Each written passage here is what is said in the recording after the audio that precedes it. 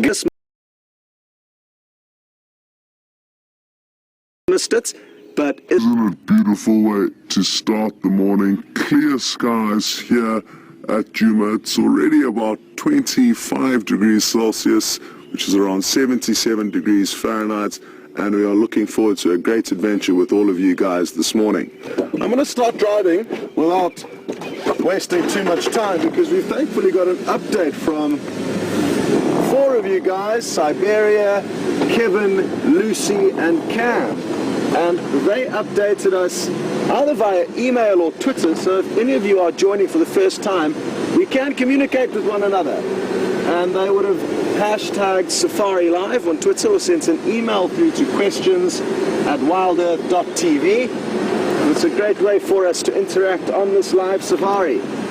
And the update that they gave us was off the Djuma waterhole camera, which runs 24 hours a day. And there were 2 lionesses seen drinking at a small little pond there, and in all likelihood those are the same 2 lionesses that Jamie's been spending a lot of time with, and they've been busy feeding on a buffalo not too far from there. So let's go and see if we can find them.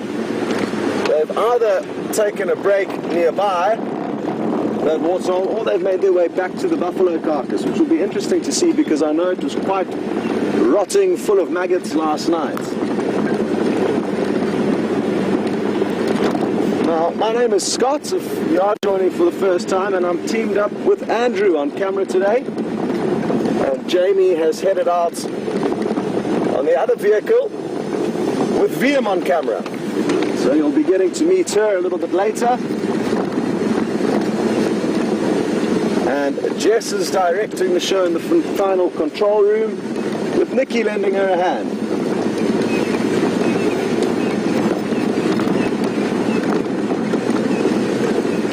Also, a good chance we're going to have the eagle view today with the drone, and the cameramen are certainly loving their new challenge of having to master that skill. It's obviously very different to filming on the camera on the back of the vehicle, and I think it's providing us all with some great views of Djuma that really have never been seen before until this drone came into the picture. And we're going to have a lot more fun in the coming weeks and months with it. So that's something to look forward to a little bit later on.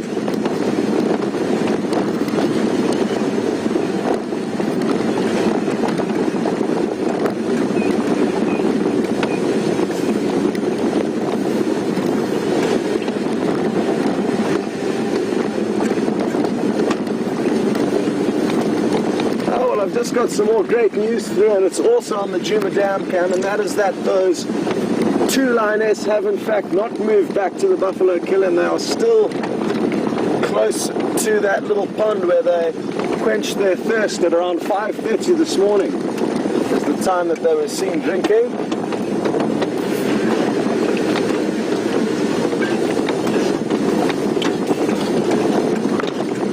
And I think it was about 3 days ago that the Djuma Dam cam, and again with your guys' help and support, provided us with the information saying that there was 2 vehicles parked at the waterhole, and nobody was too sure what was going on there, so Jamie rushed over and found some of the guides with that lioness there. At least one of the lionesses, and she led Jamie back to the buffalo carcass to the second lioness. So it does provide us with a lot of useful information. Sometimes it can be a little bit frustrating. We get a report that an animal has been seen at the dam, and we rush over there, and only a minute or 2 after it's disappeared out of view, we arrive and still can't manage to find it. Which doesn't make us look too clever, but it certainly is a wonderful addition to our team and helping to get us into sightings.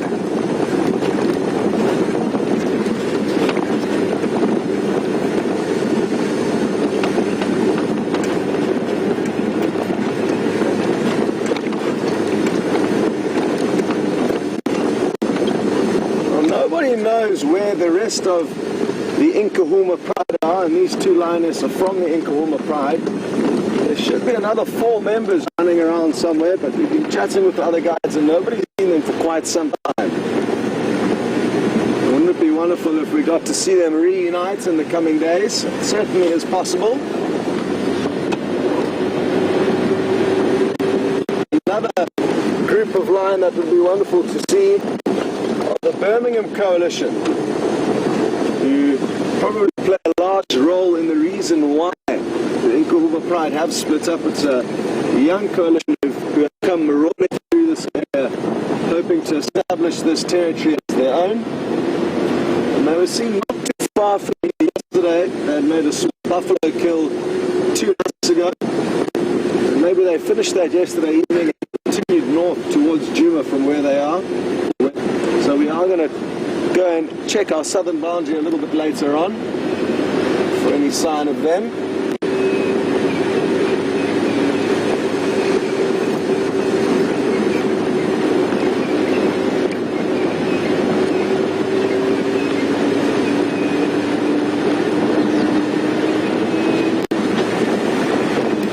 Minutes away from where these lions should be, so don't go anywhere if you did have any plans and you would like to see some lion.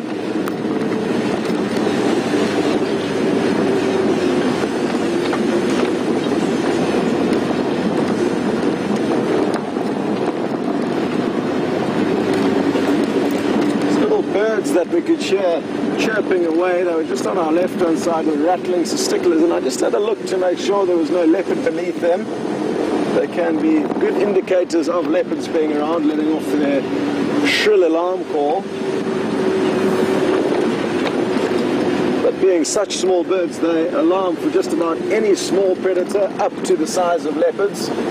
So at this time of the year, they can often lead you on a bit of a wild predator chase. And it's something that is probably going to happen, and you guys are going to get to see us racing in to the sites of alarm calls from the various animals that let off alarm calls on their neighborhood watch security system. But now that it's summer, there's going to be a lot of snakes moving around, and a lot of the animals that we hear alarm calling will be alarm calling at the snakes, which are often very, very difficult to see because they tend to avoid us and slither into cover before we can get close enough to see them.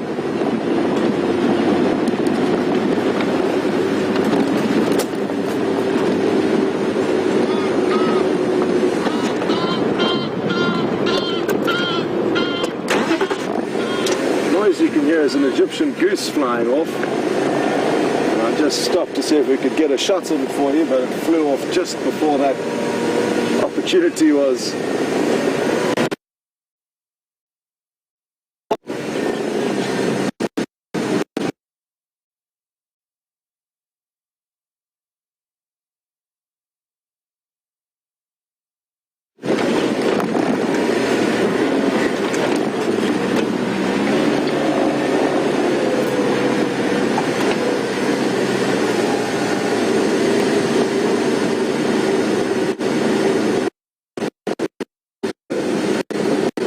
Needs to scan carefully now. I know the Djuma Dam.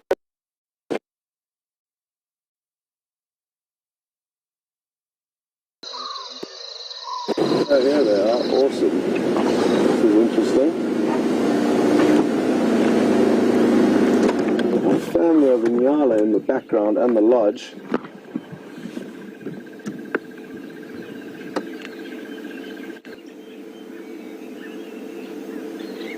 It's one of the 2 camps here at Djuma. It's Vuyatela and Galago. And I wonder if these Nyala are planning on coming for a drink. We could be in for some action here.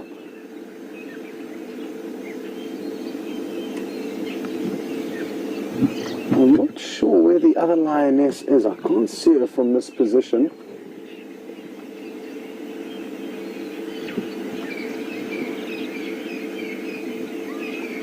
As I said earlier, they are extremely full-bellied, these 2 lionesses, so despite this they will still try and catch and kill whatever opportunities are presented to them. Oh, look at her crouching down. Oh, they just got a fright as that Franklin took off, and look at how the lioness has flattened herself to the ground. This is awesome. What a great start to the morning. I'm told the lionesses a little bit further back and off to the left of where this lioness is lying. For now though, it looks like these Inyala are going to coast straight past the lion, not heading towards this waterhole.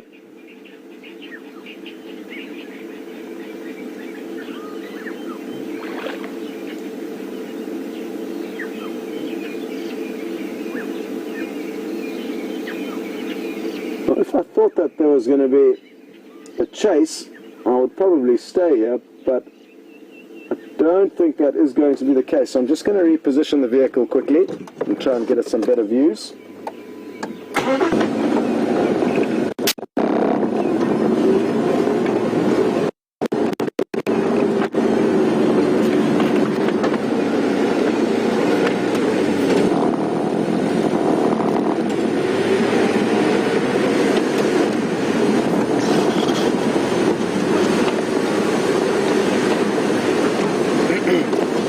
I said these lions are highly opportunistic like most predators, and they'd be happy to substitute their old rotting buffalo carcass with some fresh Inyala.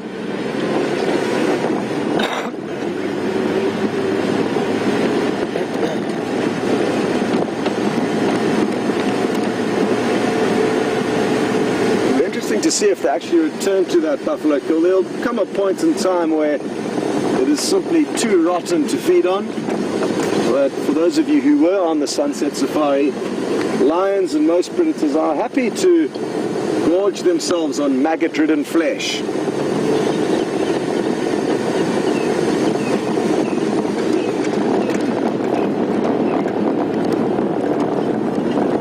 But the Inyala have moved off a safe distance and they're heading straight towards the final control room where Nikki and Jess are sitting up to our left.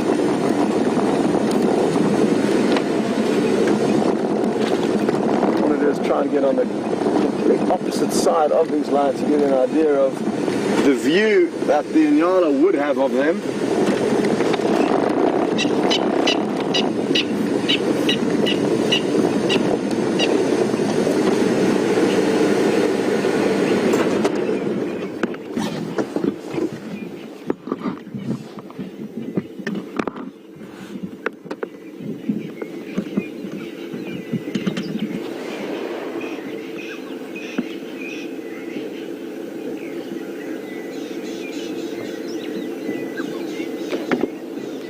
One's lying out completely in the open, so that would have blown any potential chances of catching these Inyala if they did come for a drink. But the one on the left certainly did have itself in a perfect spot. Look at her ears reflecting in the water there.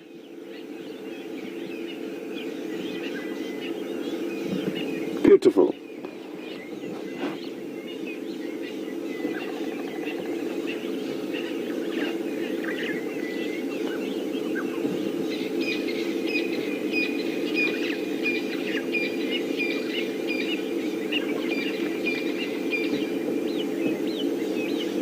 Unlike cheetah and wild dog, which are two predators that we sadly don't get to see very often, both lion and leopard need to be incredibly close to their prey before they start their chase.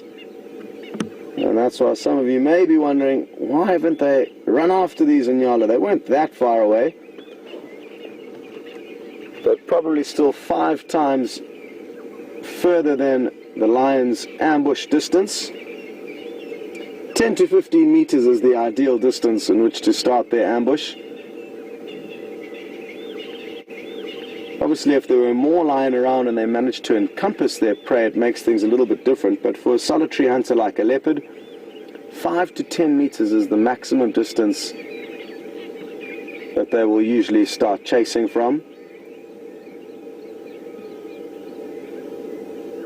What a beautiful scene this is here at the Djuma Waterhole, and again a big thank you to Siberia, Kevin, Lucy and Cam for their updates on these lion. The dam cam is that little white blob above the lioness in a tambuti tree. So that's where all of the action comes from on the Djuma cam. Give it a friendly wave. There is a strong chance that it's on us. Andrew's very busy focusing, but there we go. He's managed to put a squeeze in a little wave.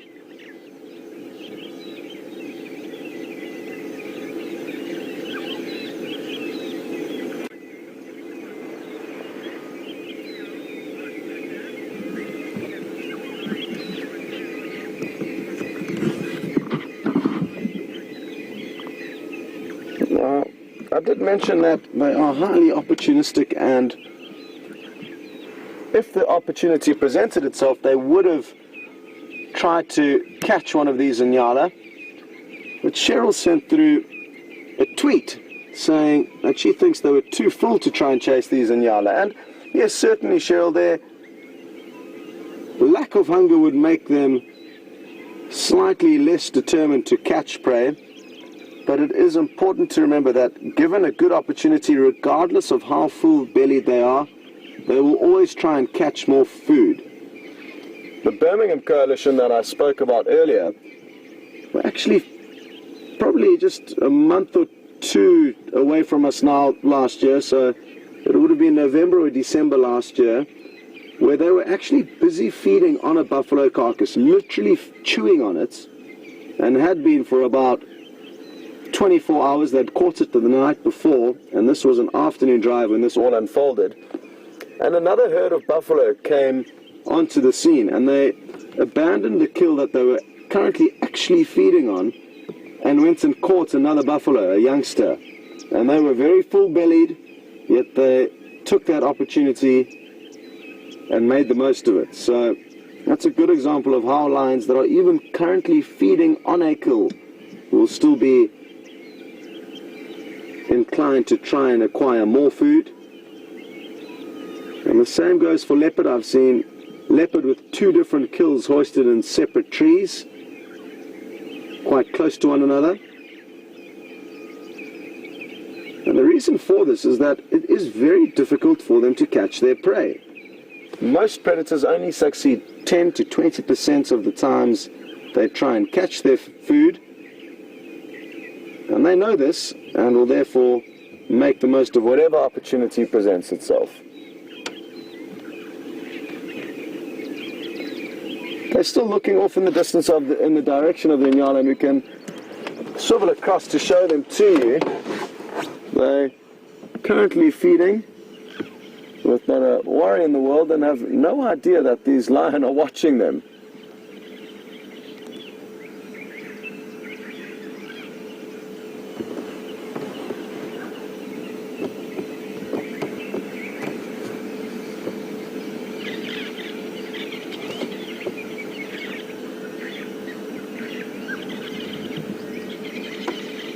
Well, what a beautiful morning it is, and I'm not too sure how long to actually spend with these lions.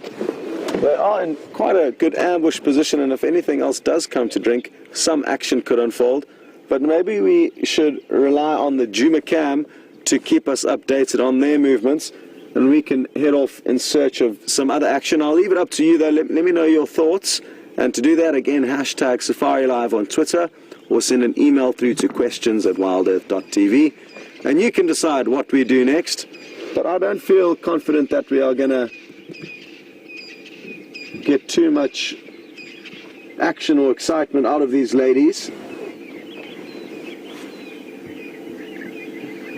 And as I said that, I am proved wrong. We may get a nice head nuzzle here, or possibly some more drinking. Look at how wonderful that silhouette is. Awesome.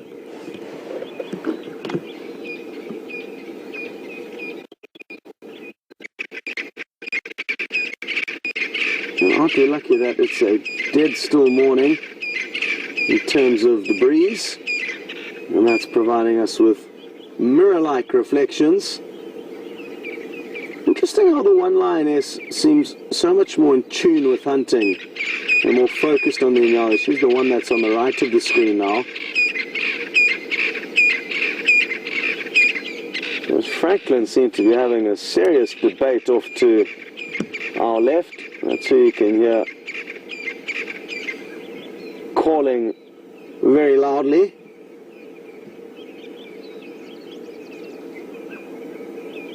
As I was saying, that's interesting how the one lioness seems so much more in tune with hunting than the other. But just like humans, certain lions will possess skills that others do not. And you often find lions with better hunting prowess than others within the pride. What a beautiful scene this is.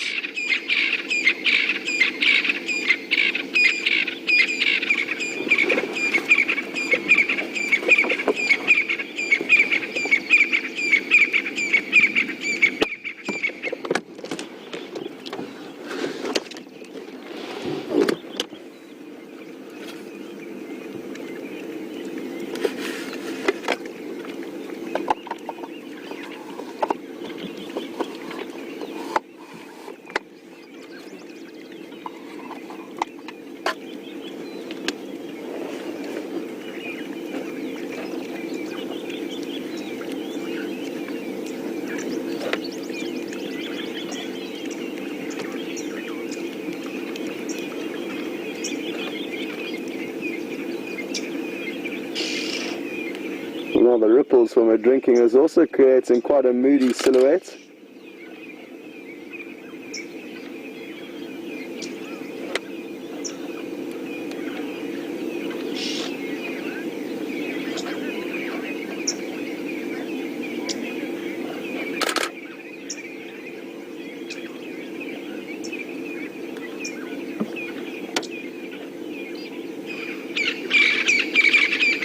And as I'm sure a lot of you have noticed, they've paid very little heed to our presence or the vehicles. And Mark, who must be one of our slightly newer viewers, has just asked, have they ever shown any aggression to us or the vehicles? And no, not in my history here, Mark. They are almost oblivious to our presence, and that's after many, many years of very careful interactions between guides and the wild animals here, which have given the animals a sense of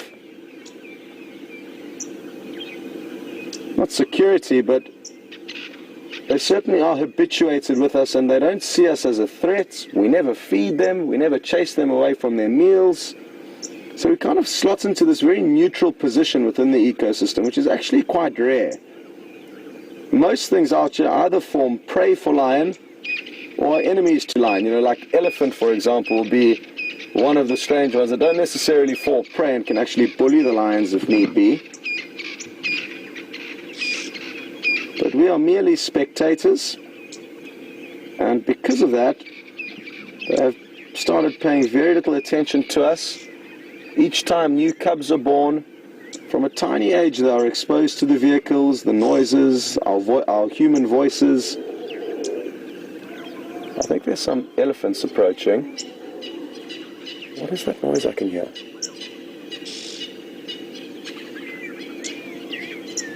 Sorry, I'm just going to stop and listen for a second, Mark.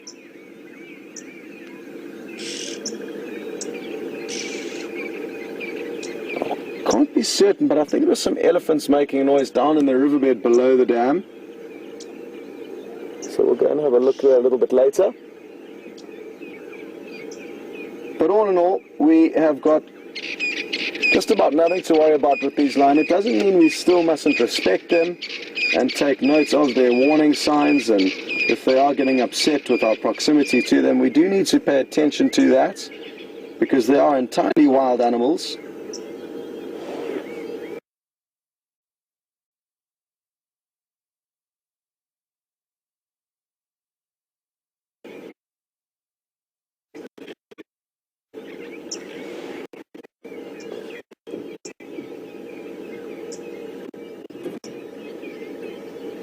I've forgotten to tell everyone that there are two lions of me, so I'm just going to get on the radio quickly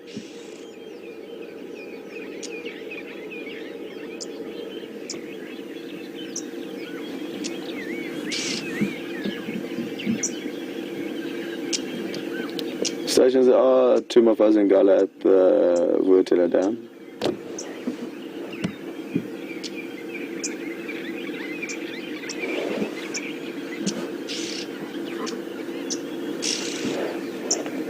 Cover that Ephraim, perfect. Sorry everyone, I just needed to get those updates in quickly, and I'm not sure if we're still having technical issues. I know we went black screen temporarily, but I hope you're back with us.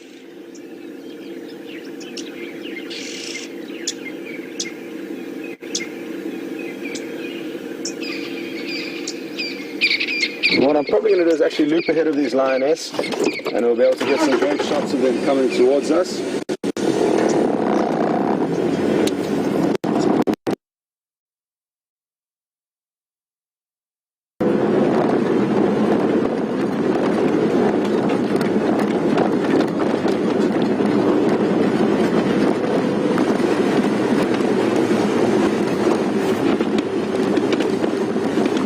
Picked up the speed here because we want to try and get ahead of them quickly.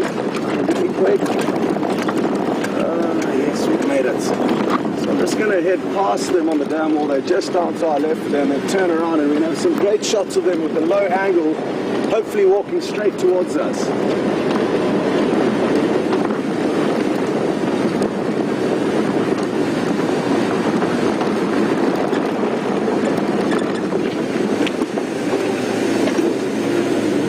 Let's hope they abide with what I think their plans might be. Right here to see what they do. Keep coming this way towards us, please, ladies.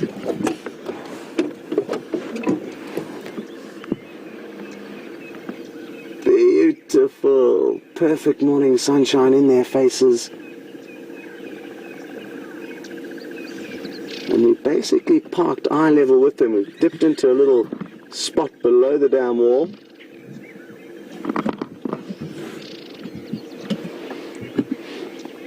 And this is going to be awesome.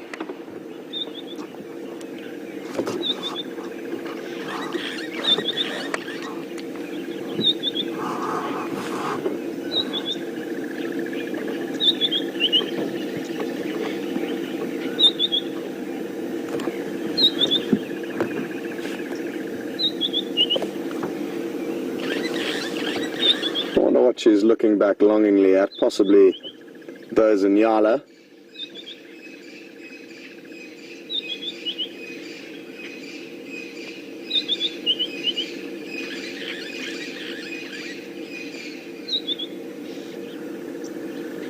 Oh, the one lioness is sadly not looking like she's playing ball with our plans, but let's hope this lioness in front keeps coming towards us. It looks like she may almost flop down and take a rest right there. She's panting heavily. The buffalo meat pressing hard against her diaphragm, causing her to cause short breaths.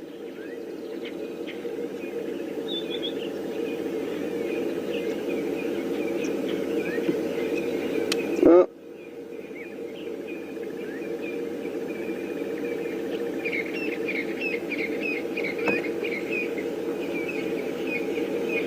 You know, I wonder what's caused them to move around like this. They do seem a little bit on edge, kind of not sure what to do.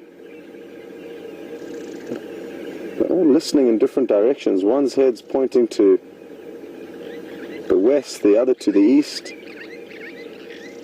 And because their hearing is so much more acute than ours, they may be hearing messages from other lion in the area. Possibly the Birmingham Coalition, or who knows, maybe other members of their pride.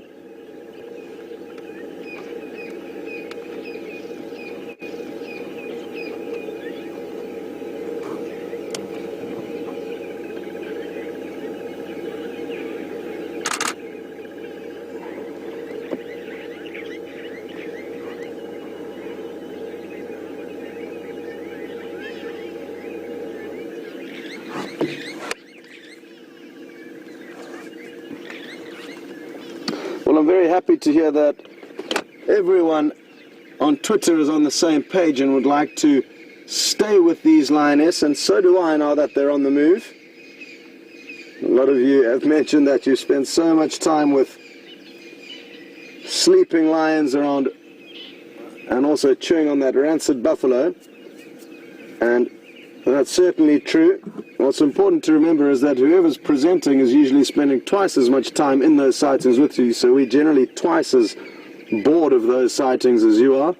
You have the privilege of jumping from vehicle to vehicle while we are left waiting patiently for sleeping lion to wake up, which they typically never do.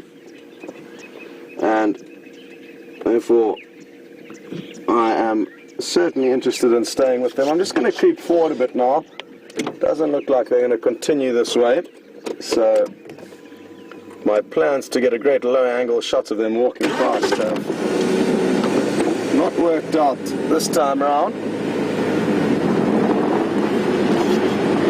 So it was worth a try. I'm interested just to get a little bit further up here and see what this lioness is doing. Oh, she may be coughing out a fur ball, I think. So she may be holding her head low down. No.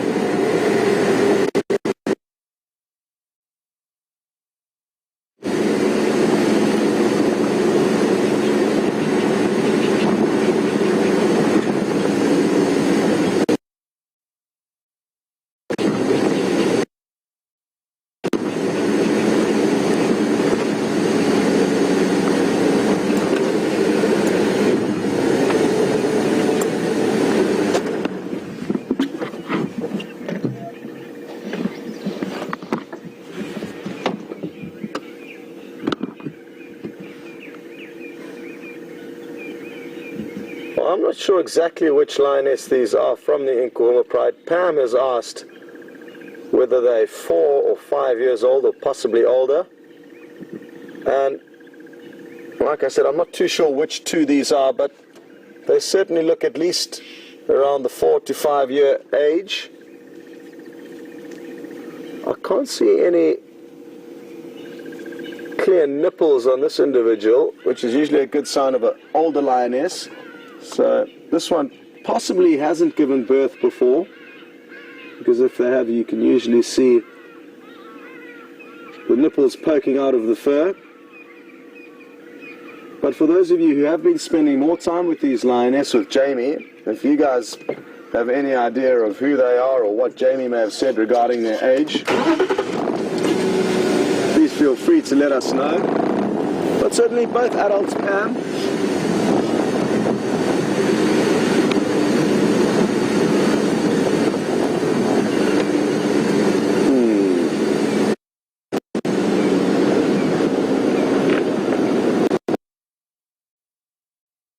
Pop down in, we've got another opportunity for a low angle, which I really like making the most of.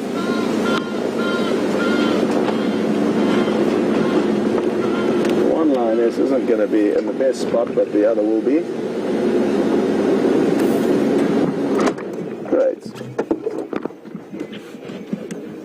I think it's a very similar spot to where they lay up yesterday with Jamie.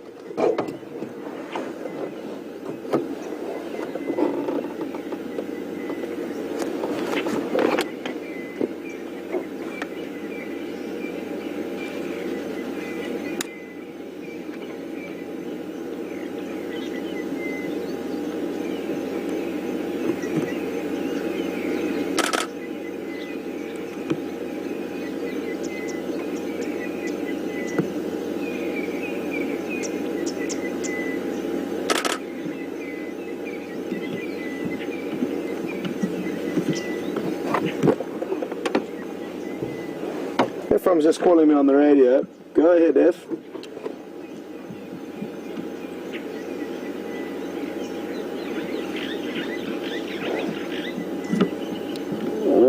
On the southeastern side of the dam wall.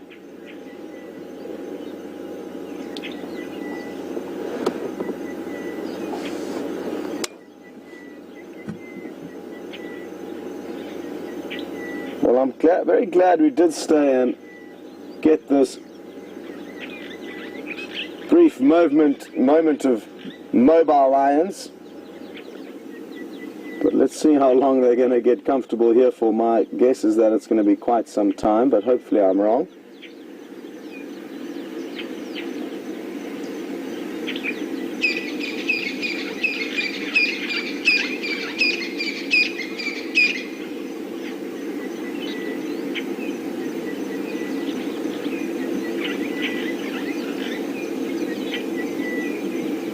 And what I'm tempted to almost do is, after this, head off to the buffalo carcass that they've now left abandoned and maybe see if there's any hyena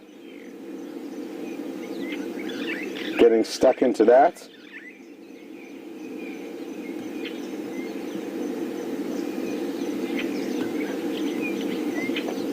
A lot of you may be wondering where Jamie is. Do not worry, she's okay. They are just doing a few behind the scenes shots of her. I'm not too sure exactly what for, but they're busy doing a little film shoot with Jamie, but she should be finished fairly soon, and that's why you guys have been stuck with me and we haven't been able to divide and conquer this morning just yet, but she will be with us shortly.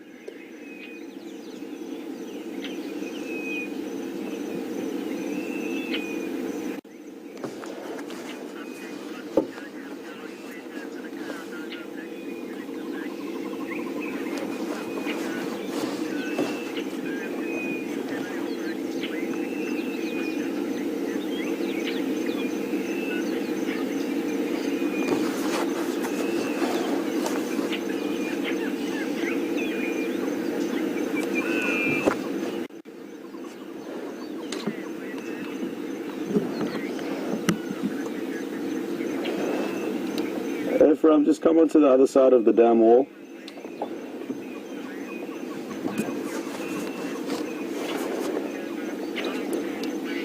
Come onto the other side.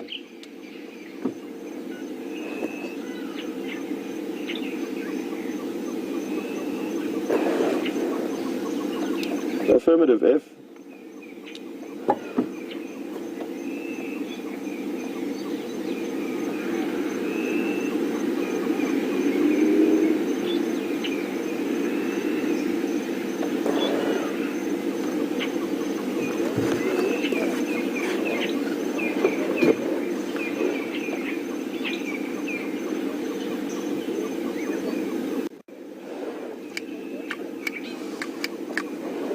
Things are really heating up now that the sun's poking up above these trees.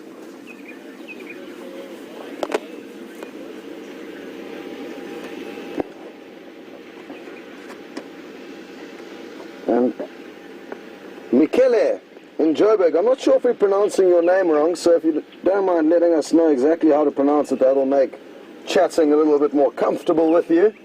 And you would like to know, how far are these lines from the buffalo kill? It's probably about 500 meters or so as the crow flies, not very far at all.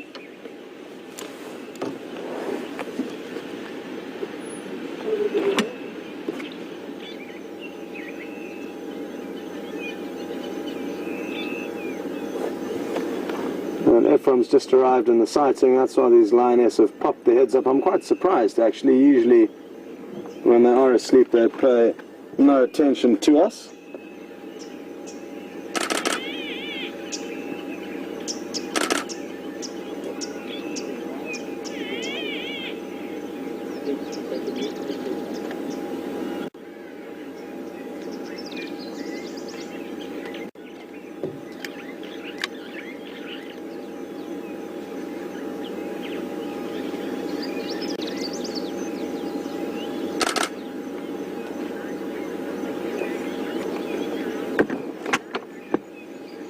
And Carol on Twitter is asking if it's hot. It certainly is hot, Carol. And I'm guessing it's probably going to end up at around 35 degrees Celsius by midday. Possibly even warmer than that. And we're in for some seriously hot and humid weather in the summer months. So you're going to see a lot of sweaty presenters for most of the drives. If you're lucky, the first 5 minutes of drive may be cool, and thereafter you're going to be cooking. I remember the last summer here, you'd wake up in the morning, have a cold shower, and whilst having a shave, after a cold shower, there'd be beads of sweat dripping down your forehead. Maybe that's just me though, and my temperature does run a little bit warmer than others. But it does get extremely hot and humid here. Worth factoring into your safari plans if you ever do want to come out on safari to the Sabi Sands, not necessarily Africa, because it obviously depends on where you go.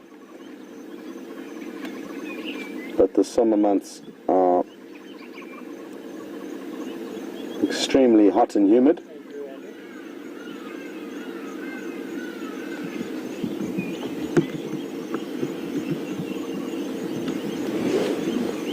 Okay, well, it appears like we may need to have another vote, everyone. The first vote wasn't at the best time because the lions got up shortly afterwards, and who knows, maybe another vote will induce them to get moving again.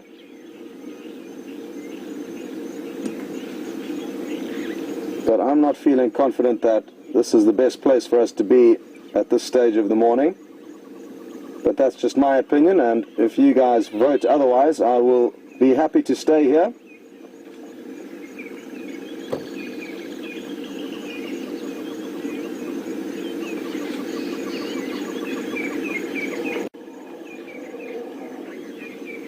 You hear more elephants grumbling down on the riverbed below these lions, probably about 500 meters or a kilometer away.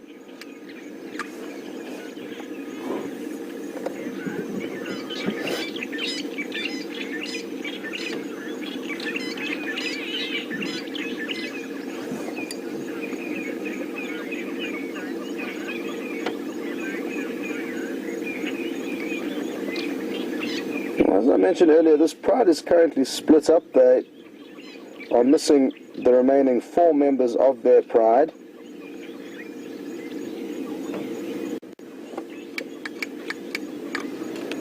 And Angie in Ohio, Djuma in Ohio, and Angie in Portland.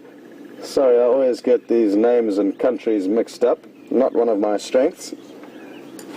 But Angie and Djuma would like to know, how long would these pride be able to be split up from their other members and still be able to recognize them if they did reunite?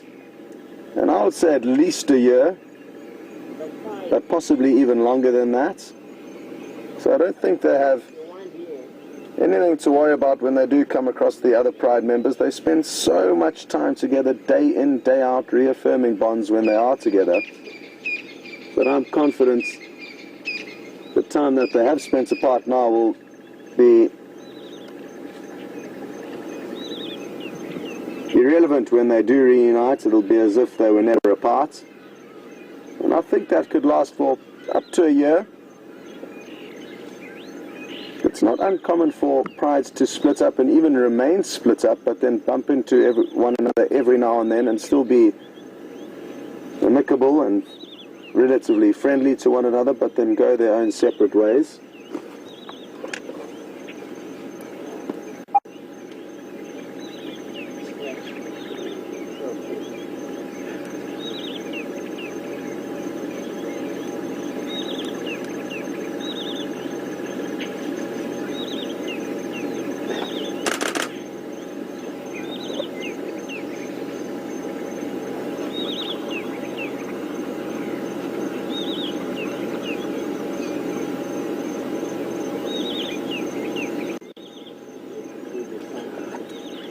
So like I say, send your votes through quickly, everyone, and let us know what to do next.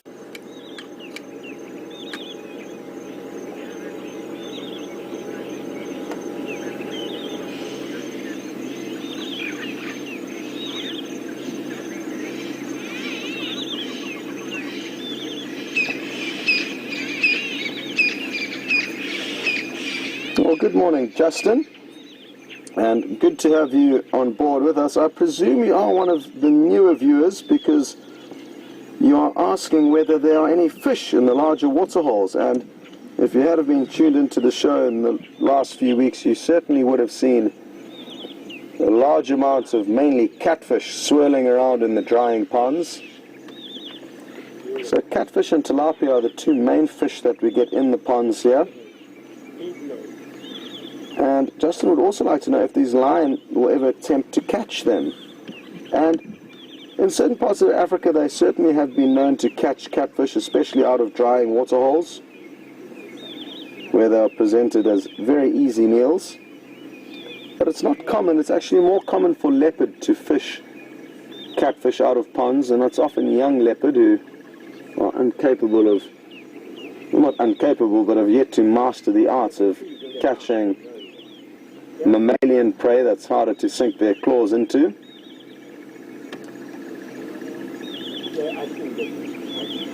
But on the topic of animals that swim that lions and both leopards will eat, even crocodiles will be predated on from time to time. And like most predators, anything that is meaty will fall into their diet. Sadly this year, even though the ponds were very dry, we didn't get to see any leopard or lion trying to fish catfish out of them. But we were lucky enough to see the saddle-billed stork catching a few fish. Some of you guys watching the Djuma Dam cam saw some fish eagles with kills. So the avian predators keep the fish populations in check.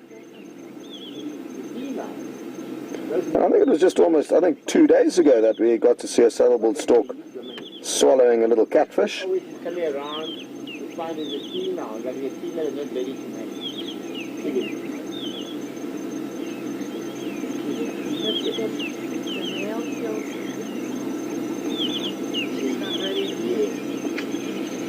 Okay everyone, well, it doesn't sound like any of you are sending through votes, so I'm just going to have to make a judgment call here. Well, no, now they're starting to come through, so we're just going to let the voting officials work out what we are going to do next on this democratic safari.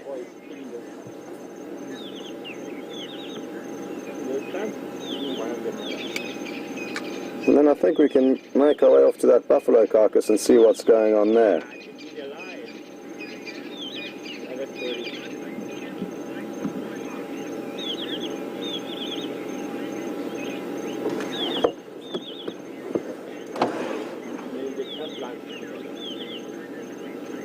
Well, we're very happy to hear that I've pronounced Mekele's name correctly earlier, as I'd hate to be calling you by the wrong name. Then we've got a request from the Siberia Zumi, who's been controlling the dam cam this morning. And they say they've heard some white-fronted bee-eaters and have asked me to have a close look around to see if we can see any of them. I haven't heard them. So I'm not too sure where to look, but I am looking around, hoping to find one. I haven't seen one yet this summer, so I wonder where they could be. Usually they aren't quite easy to see. They fly around quite a lot. They're hard to miss. They're not very secretive birds, the white-fronted bee-eaters. So I'm not sure if it's possibly a different bird call that you're hearing, or maybe I'm just blind and deaf, because I haven't heard them or seen them. Deaf is one thing that is very likely, because my hearing is terrible, especially with one earpiece plugged into my ear.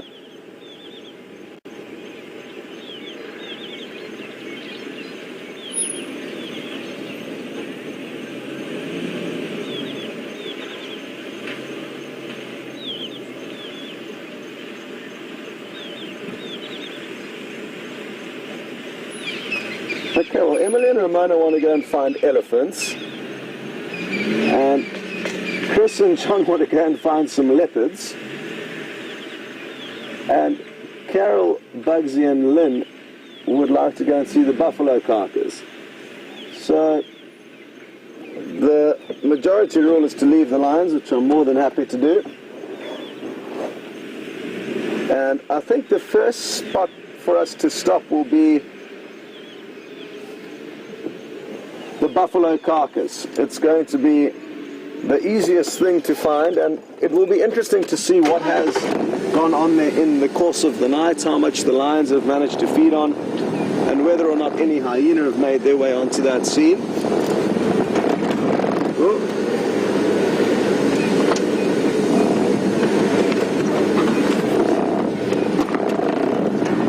And once we've had a look there, then we will probably make our way to go and find the elephants. And Chris and John, it's not that I don't want to find a leopard, it would probably be my favorite animal to spend time with, but they are tricky to find, and there are none that have been located this morning just yet, so it's not as easy as just pulling one out the bag this morning, which sometimes it is. The game drive radar is usually very useful in that regard because everybody shares sightings and information. Let me just stop and show Justin the catfish that are swirling around this little pond. You'll see mainly their tails poking out, but occasionally you may get to see one of their heads pop up for a drink. For a breath of air.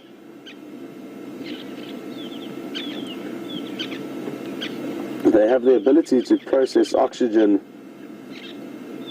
without using gills like most fish, and they breathe it in just like we do as humans.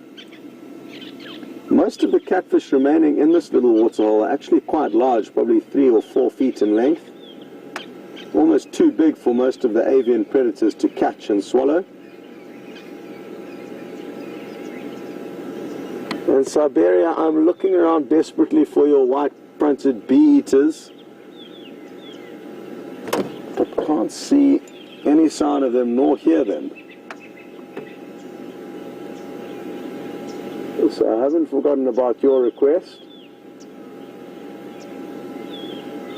They're incredibly pretty birds. And another bee-eater that I'm looking forward to arriving back here is the southern carmine bee-eater. And what I'm going to do is prepare all of you guys for some immense beauty when they do arrive. And I'll just get my book ready to show you a couple of pictures of the bee-eaters that we'll get to see. There's also the European bee-eater, which is going to be on its way back.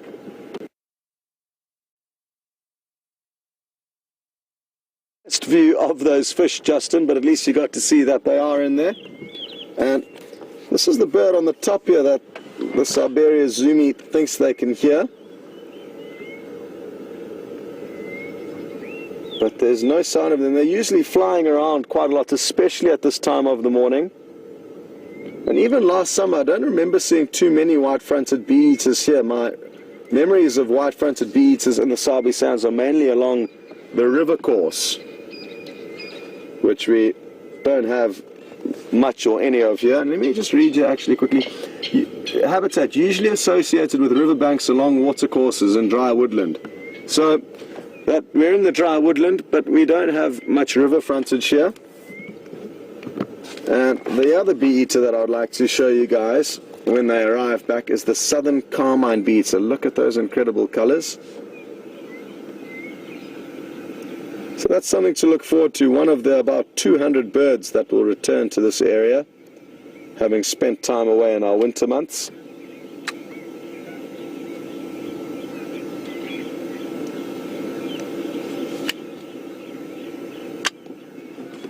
Okay. So that's something to prepare yourselves for. I'm sure a lot of you will be eager to get a few more birds onto your bird lists. And for the newer viewers, it is something that I strongly suggest, getting a bird list going. Even if it's this morning, we'll try and get you your first few specimens.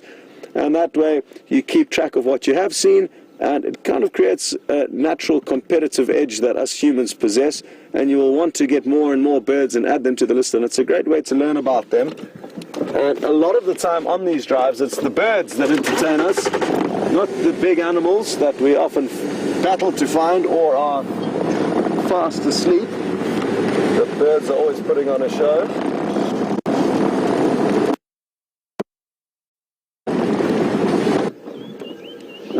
I'll rely on Andrew to update me on any messages from the final control room.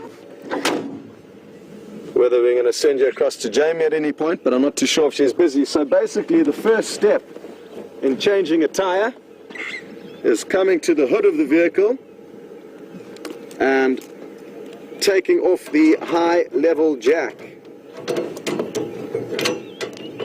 which shouldn't be too difficult, although I'm not getting off to a great start here. And these are new and are very useful because you don't have to use a spanner to remove bolts. We can just easily with our hands or a Leatherman get these little ring bolts off, you could call them. The previous bolts are a little bit time consuming, so these are a happy new addition to this vehicle.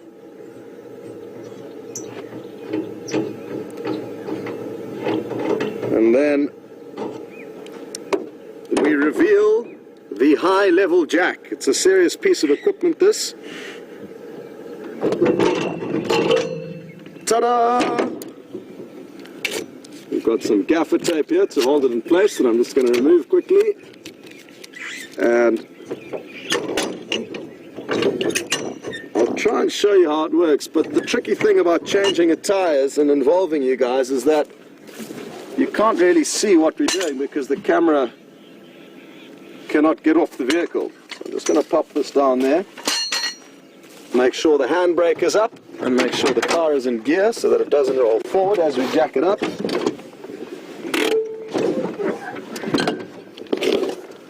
Wheel spanner, useful for removing the bolts off the wheels. It's the back right tire that's the problem.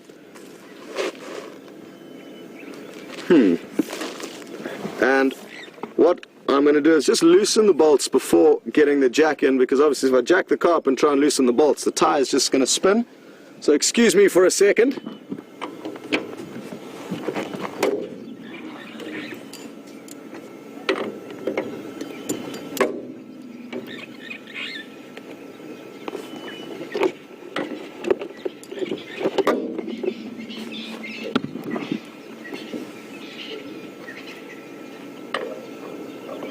Actually might be useful. I'm going to try something here. It may not work, but if it does, I will consider myself a genius. So, I'm going to get my phone out, put it on video mode, and then Andrew might be able to focus in on the camera.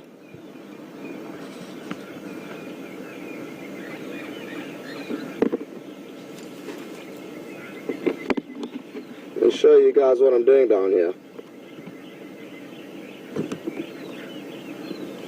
Is that going to work, Andrew? Is the angle wrong? I think it's going to work. Okay. Hello everyone. Welcome to the tire changing operation. Is it working, Andrew? Yes. Cool. Well, I think we found a loophole here. Now you guys can be involved in the tire changing. Hey. Shame, this poor tire is not looking very good, is it? I suppose you can't see too much of it though, but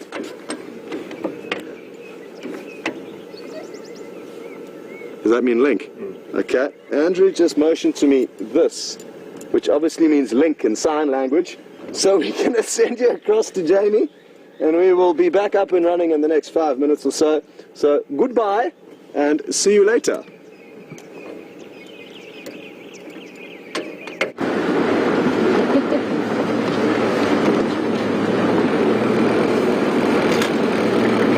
Everyone, and welcome to my slightly delayed start to the Sunrise Safari.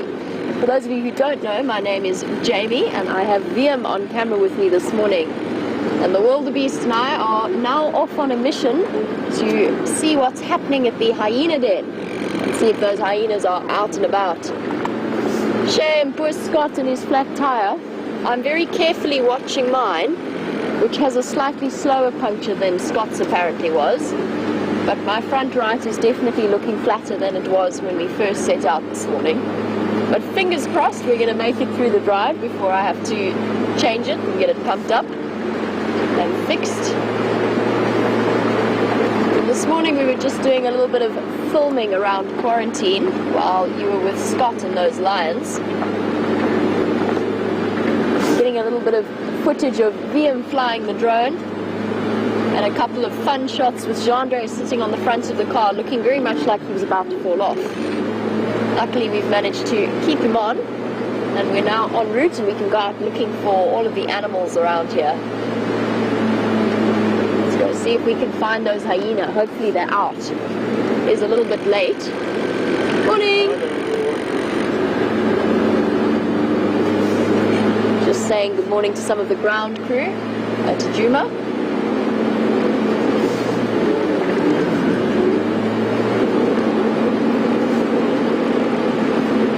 I set out this morning in shorts and I seriously regret it. It's actually chillier than I expected it to be. Kind of hoping that the sun's going to come out and start to warm us up a little bit.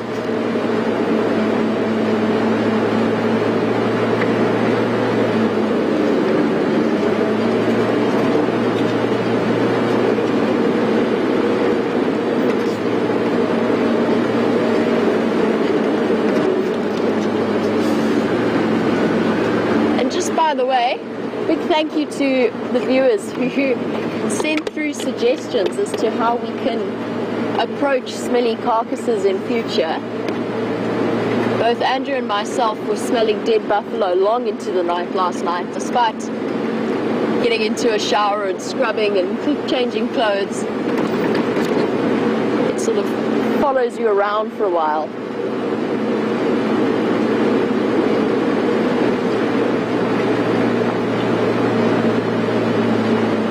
For elephants as well. I'm sure I heard them cracking branches and talking to each other somewhere around here.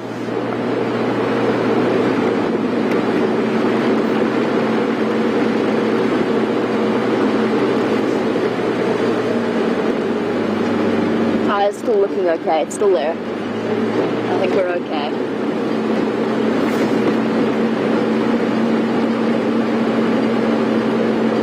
I'm not sure if Scott was in that block with those lionesses and with the dead buffalo. But if he was, that would very much be an explanation for any flat tire. That block is just a recipe for flat tires. I'm sure it's responsible for this slow puncture as well. It's a collection of thorn trees and sickle bush and all kinds of nasty spine things.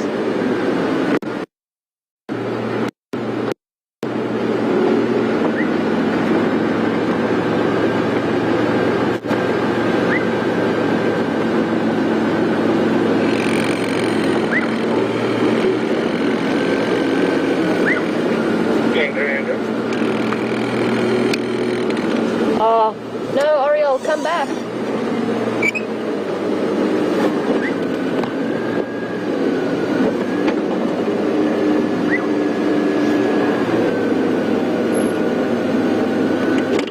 Sure, that's going to be a tricky one. I'm hoping it stays there. Liam, can you see that? Oh, nope. There he goes, away again. It's sort of the first time I've been hearing them call. It's called an oriole. And let me just grab my bird book so I can show you why I wanted to point it out. Let's listen and just see if we can hear it whistling. It's that little whistle. And they really are the most incredible looking birds. I'm sort of sitting here hoping that it's going to fly back towards the road.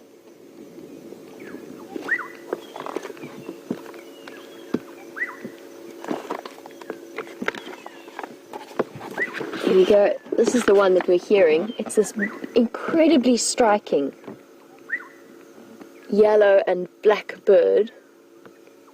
Oh, it's being sneaky. I can hear it. You can see how really striking it is. And although they're around all season, it's only at this sort of time of year that you start to hear them calling and moving about, because it's obviously breeding season for most birds. Really, really pretty bird. You get a lot of different orioles, but this is the most common one. Now, I'm not sure. What do you think? Do you think we should go looking for it and find a marula tree instead, like Scott managed yesterday morning? Oh, there's no big marulas to crash into. and I don't think I could quite pull it off with the same sense of style that Scott did. I can assure you that we were all highly entertained by that. Just a gentle bump. Where is it? It's hiding here somewhere. You can hear it whistling away. There you.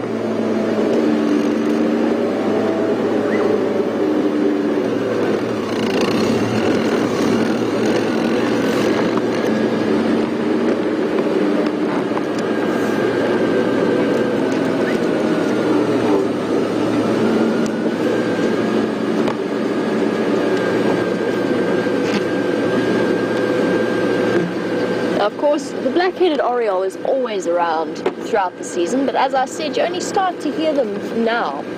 But one of the most important seasonal indicators is the woodlands kingfisher. Well, good morning, King Alan, and welcome to the Sunrise Safari.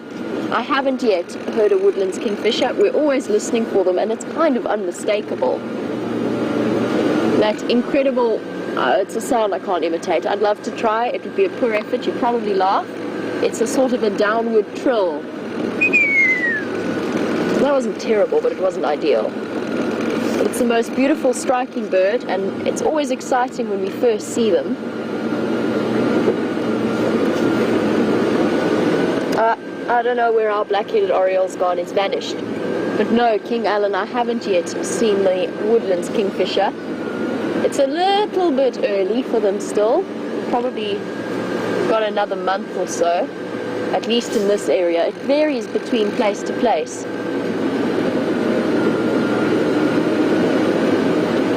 Hello, Impala. Good morning, boys. You're not going to be very easy to film this morning, are you? Tucked away in there. Let's try and find a gap.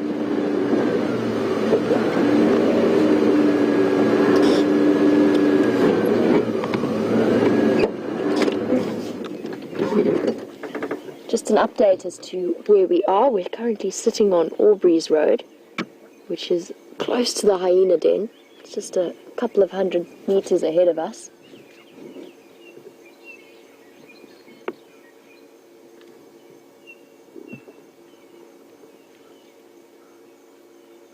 Oh, look how green it's looking.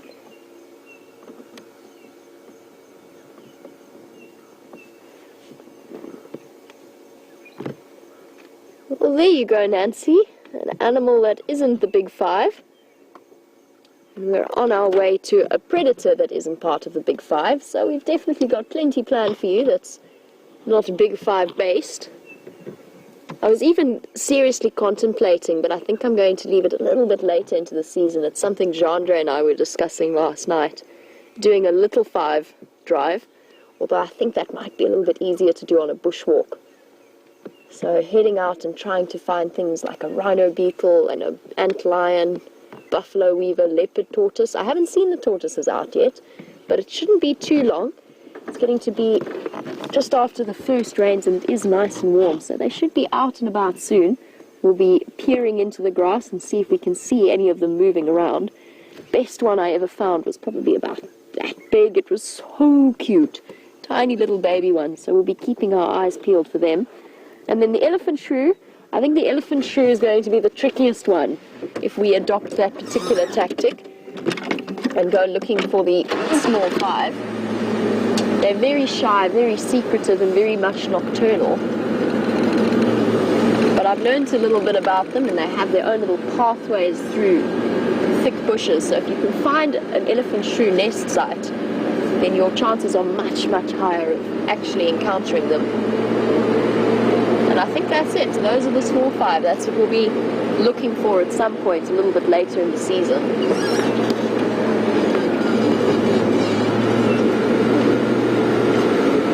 Okay, Nancy, let's see what else we can find you. And of course, all the other viewers as well.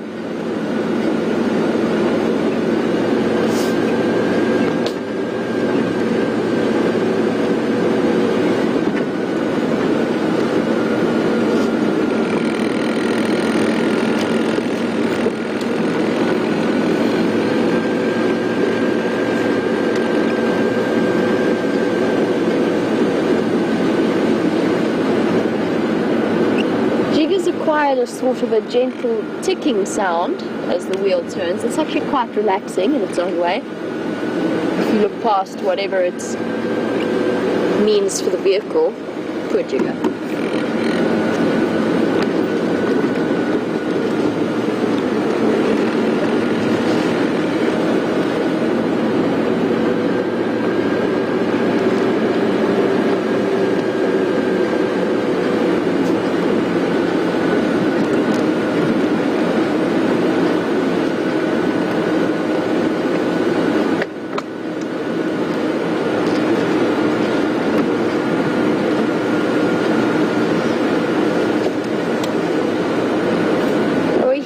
From a couple of viewers like Safari Haze that you get orioles of different species, even the kind with apparently little white pants on in the US. And Wendy, you were saying you get them in Nebraska, and you were wondering if they migrate across to this area or to South Africa for the summer months. And I'm just thinking about it. I don't think so. I think the only one we get here that is a migratory species is the European oriole, which, as its name suggests, comes from Europe or migrates across from Europe.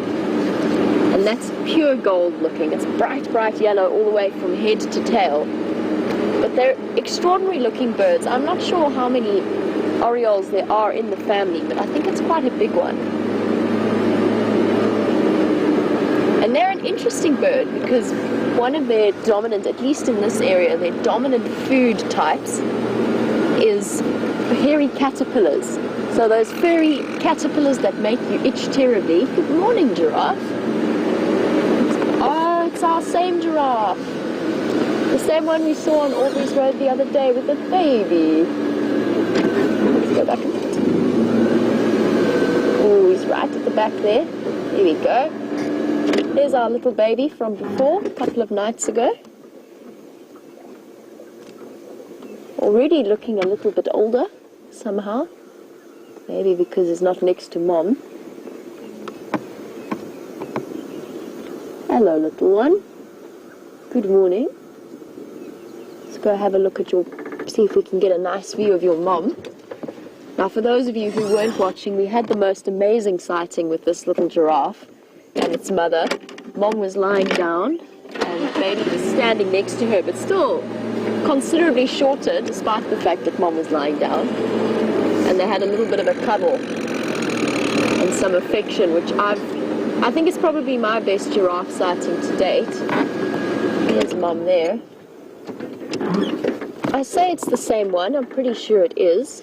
It's a little bit difficult. Obviously their spot patterns are unique, but I suspect, given our location, that it is the same one, especially since her baby is so tiny. And look how beautiful she looks. She's really quite an attractive looking female. She's got a beautiful color to her. It's a shiny tan.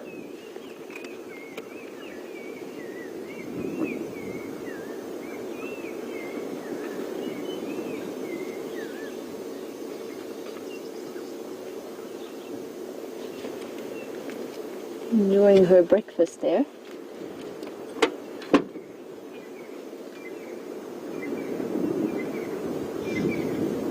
And I'm hoping that maybe baby's going to feel a bit braver and come a little bit closer. That's why I got so excited the other day when we had them right next to each other. Because usually this is the situation. You usually see the calf quite far away from the mother.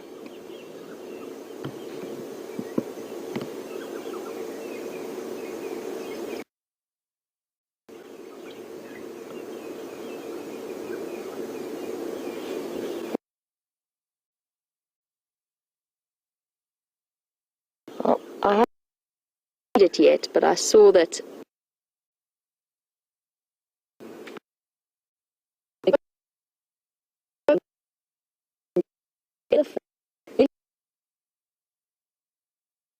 as much has been done into the way that giraffes communicate with each other.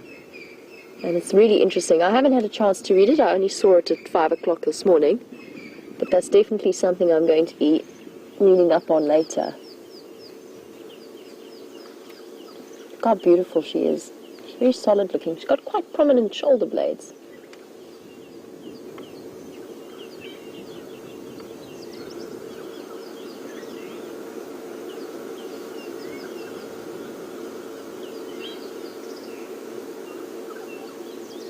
Very pretty.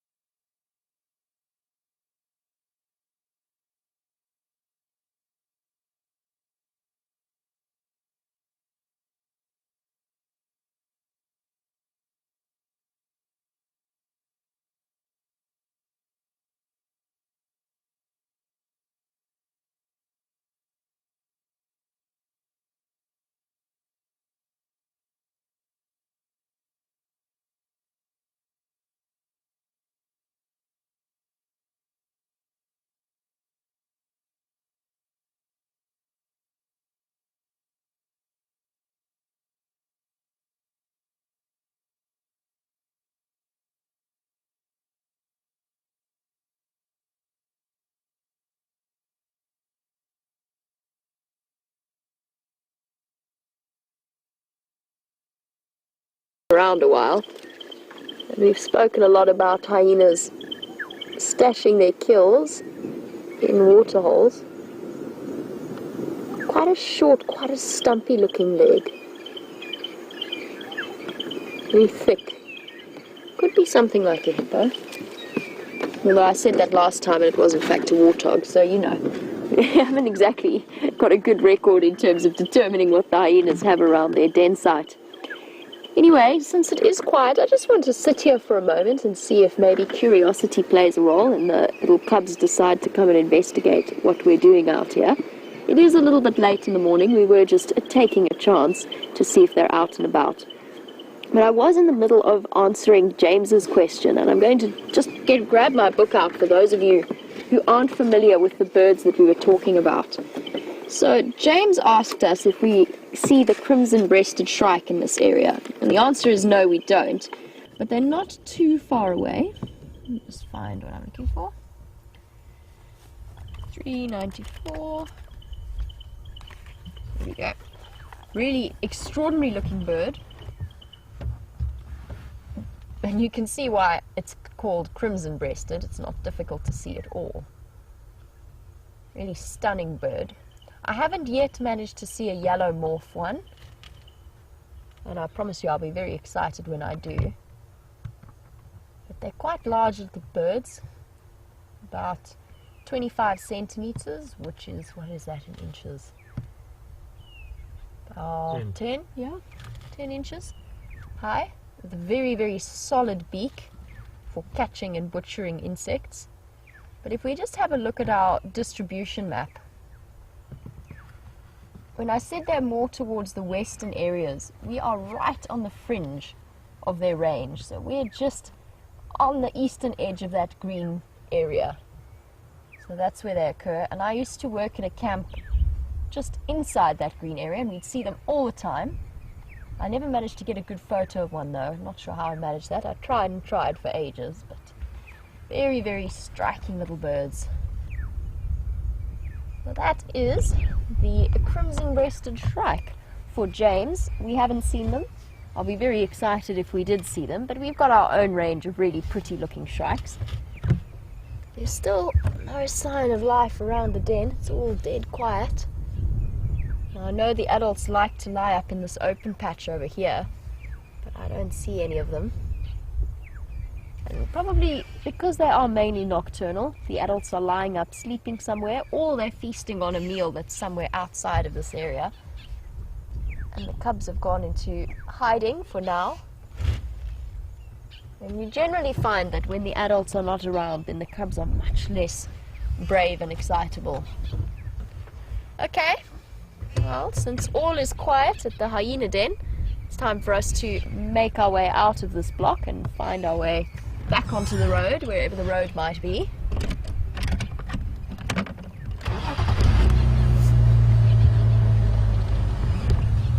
Let's see what we can do.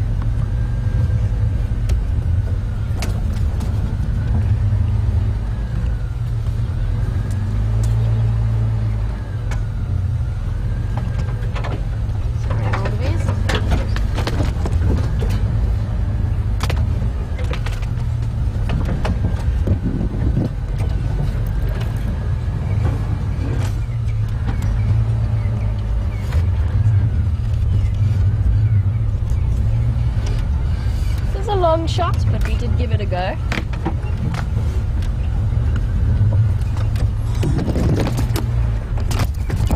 Oopsie.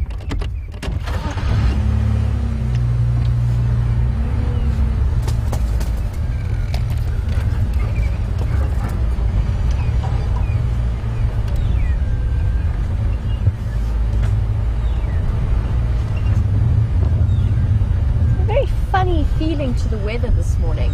I have this horrible feeling we're getting another cold front. Just when it got warm enough to put shorts back on, it seems as though the weather's closing in on us.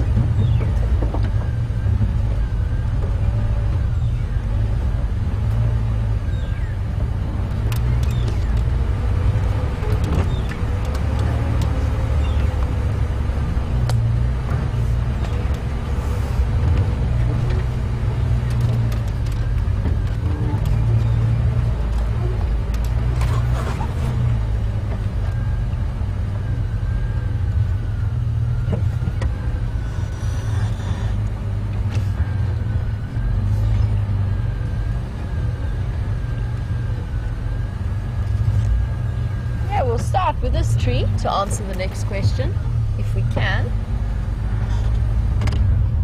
Now, we've been driving through quite a thick block, and there's a lot of trees that are in the area. Now, Marilyn, you wanted to know what the trees are with the big thorns. There's quite a few of them. This is one such example. It's a bit tricky in silhouette, but if you see a tree with large white thorns, and I'm not going to go too much into the technical argument, it's what I've always known as an acacia tree. In this particular case, you can see that flaky bark all around the thorns. That is a flaky thorn acacia. And those are true thorns. So they're actually modified leaf structures, which makes them a little bit softer than the other types of thorns that we get. You can see they're budding green leaves, and you were wondering if the elephants and the giraffe will eat them, and absolutely they will. It's incredible to watch. It really, really is. You wouldn't believe how they can wrap their tongue around a branch just like that one that's covered in thorns and run it along and strip it of all the leaves. In the case of the elephants, they might even put the entire thing in their mouth and chomp it and eat it completely. And part of that is because their mouths are reinforced with melanin, which, apart from being a dark pigment, is a very, very tough pigment. It provides lots of stability within the sort of the soft membranes inside their mouths. It's still mind-boggling to me every time I see it. And what I wanted to do was find you a sickle bush as well. There are a couple of them around. I'll keep my eyes out for you, and then you must look at some serious thorns. And those are the thorns. They're actually not thorns, they're modified branches to create spines. And those are some seriously tricky customers. And that's the kind of tree, a sickle bush is the kind of tree that you really, really don't want to drive over, because they don't bend like acacia thorns do. They're incredibly tough. Okay, I'm seeing a couple of small sickle bush, but I want to find a nice example. I also appear to have driven myself into a thicket. Let's not go this way. I swear this place wasn't as difficult to navigate the last time I was here. Oh well. We shall make our way out.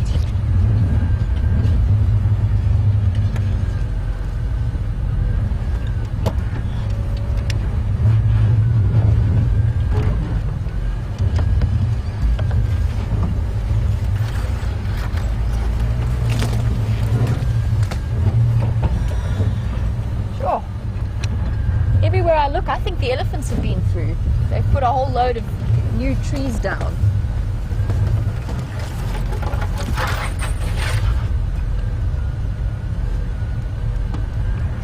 Nope, we can't go this way.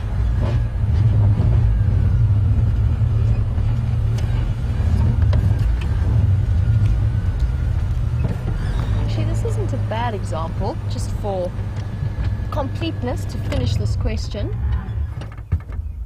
This particular sickle bush doesn't have quite the level of spines that I was talking about, but you can still see what I mean. If we have a look here, these are incredibly tough modified branches that come to these points. And I've seen elephants put branches, entire branches of this plant, into their mouths. It's incredible to watch. And those thorns are so sharp and so strong. And this is actually how we know that they are modified branches rather than modified leaves or modified leaf structures.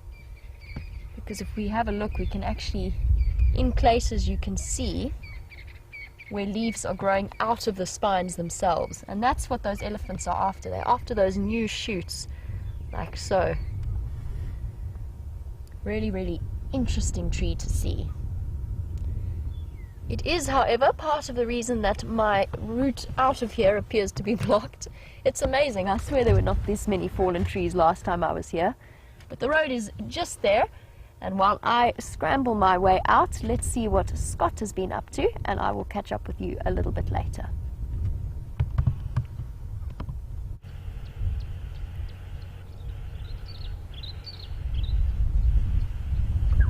Welcome back, everyone. And I'm told Jamie is searching for a specific tree for you, and couldn't help but stop for this beautiful tree wisteria, one of the early bloomers, covered in bright purple flowers. It's really interesting how it's pushed out its flowers before its leaves, and the leaves will come later on in the summer. Very pretty tree. There are not too many of them in the Sabi Sands. And the last one I tried to show you, we didn't have the best view of it. It was in the Milwati riverbed. We couldn't get quite close enough to it as I would have liked, so there's a closer view of them.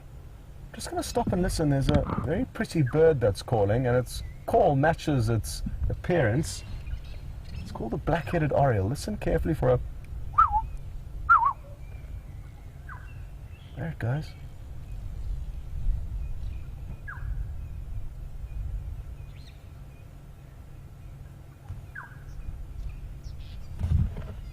Just going to ask Andrew to point the camera in the direction that the noise is coming from, so that you hopefully pick up the audio a little bit better.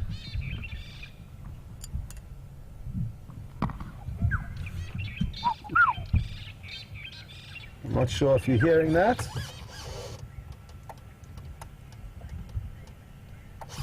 Let's just creep forward a little bit and see if we can try and find it.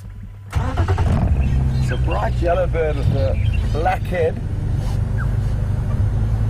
Can be mistaken with a weaver at a first glance. Let's see if we can jiggle our way through here and get you a closer view. We are on Arathusa, making our way towards the reports of Shadow and Sindile, two leopards on a duiker kill. The report was from last night. There it is. Well done, Andrew. Spotted it. I can't see it, so I'm glad he's here. Oh, well done, Andrew. Awesome.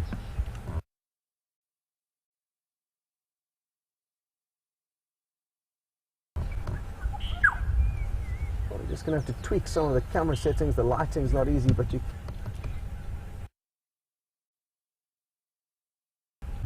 And would you believe that Jamie just showed you one of these in your bird book? So the luck is on our side this morning. And I'm glad we got a brief glimpse of it before it flew off. It looks like it must have landed though, because Andrew's going in again. Oh, there it is, hopping through the branches. It looks like it's feeding on little insects. Doesn't it have a wonderful call?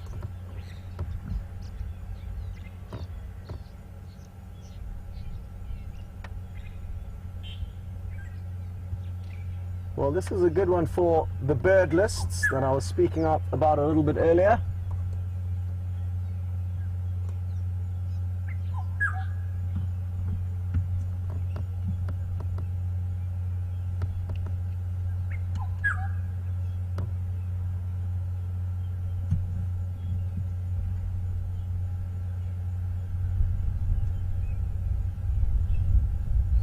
It is wonderful to notice how much vocal a lot of the birds become in the summer months. This bird was here throughout the winter, but we very seldom heard it or actually got to see it. They may have very slightly migrated off to areas surrounding us and then come back. Not a major migration, you could say, but a seasonal movement. But good to have them around and singing for us again.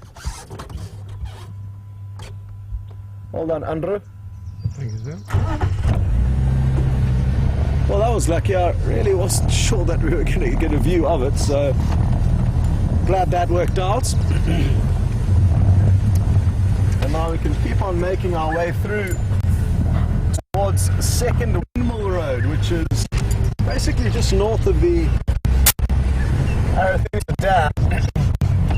And I was hugely surprised to hear that update late yesterday evening that they had been found on this kill. Shadow must have made the kill during the course of the day and then moved through what was an incredibly hot day yesterday quite some distance to get to Sindile, who we saw on actually Djuma at the end of the sunrise safari, all the way to collect him and then take him back to that kill. And you'll be glad to know that she hoisted the duiker kill, and she hasn't been doing too well with the hoisting, but I think it's simply because she might be too small to hoist the bigger kills that she makes, like impala, and that's why a lot of the time they get stolen. But all of the smaller kills I've seen her with, she has hoisted, so maybe she's not such a bad mother as people have suggested for various reasons. She's been unable to raise any of her 6 litters to maturity, so this young male is her first hope at getting it right. And a lot of people have said that it's because she doesn't always hoist her kills, and that's certainly a very good point. But if she's not big enough and strong enough to hoist a large male impala that she's managed to kill up into a tree, that doesn't necessarily make her a bad mom. It does mean it is a more dangerous environment for cubs to be around, feeding on kills on the ground. If hyena or lion or wild dogs come charging in to try and steal the kill, the cubs could often get caught in the crossfire.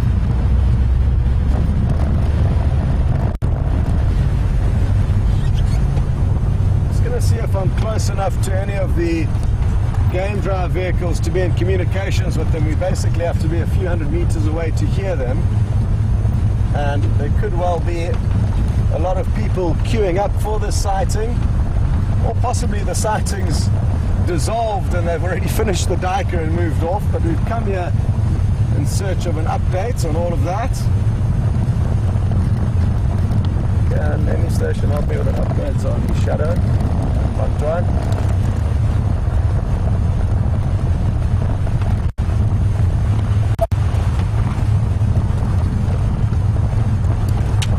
Morning, yes, I can copy you.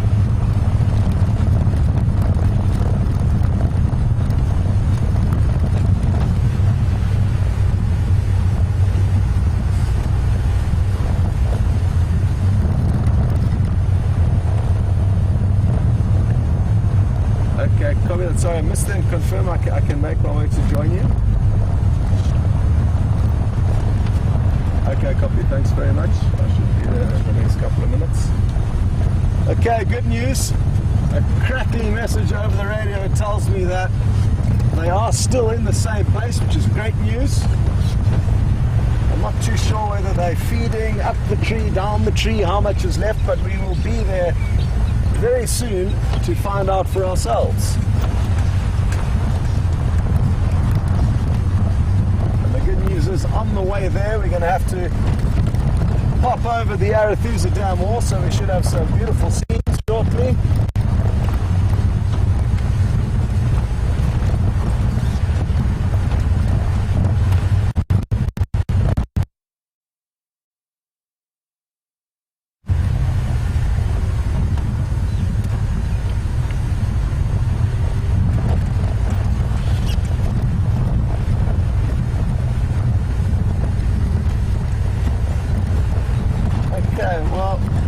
I think Jamie would like you guys to hop onto her vehicle. I'm not entirely sure, but there's a strong chance you are going to be sent across to Jamie while we make our way into the sighting. So toodle-doo if you do go. If you are going to stay with us, well then don't take heed of the last message. I'm just battling to copy Jess in the final control room.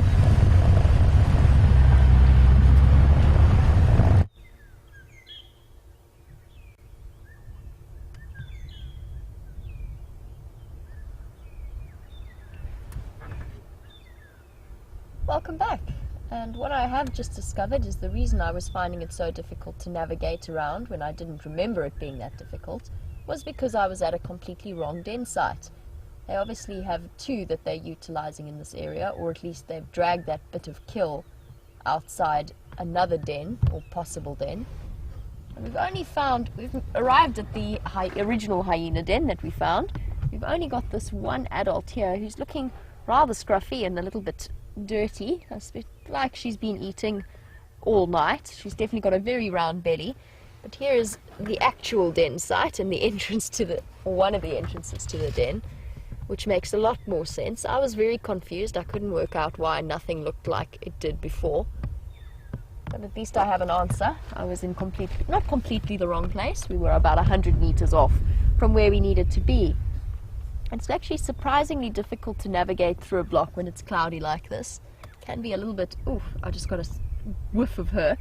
It can be a little bit disorienting. She still smells better than the buffalo did though last night. But I wouldn't describe her smell as particularly pleasant. But just have a look at how scruffy she looks.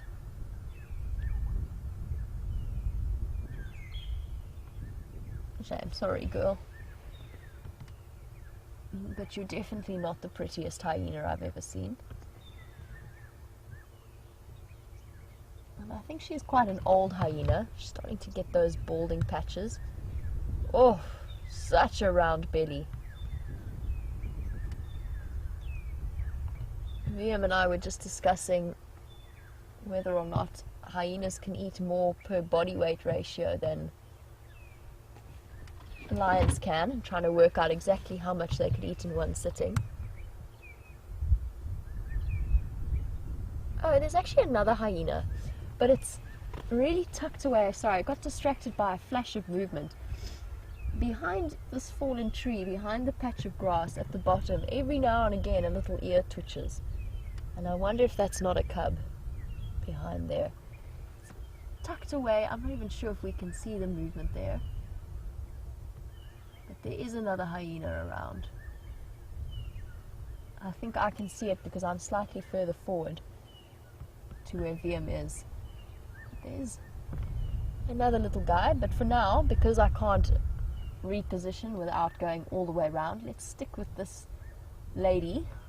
You can see all the edges of her ears where they've been chewed on and chewed raw. It could be probably from types of flies and other parasites that have exacerbated that, although I'm sure that having cubs chewing on your ears doesn't help. But generally that's from a special type of fly.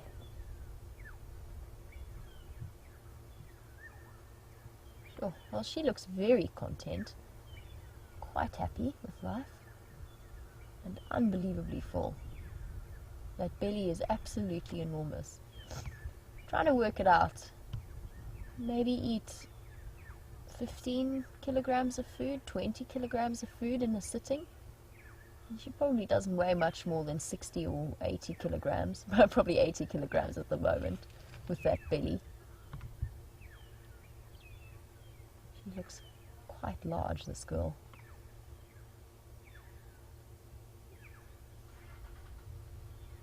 She definitely has a distinct odor. I can hear another vehicle approaching. I do just want to get onto the Game Drive channel and find out what's happening. A station on Aubrey's Road, come in.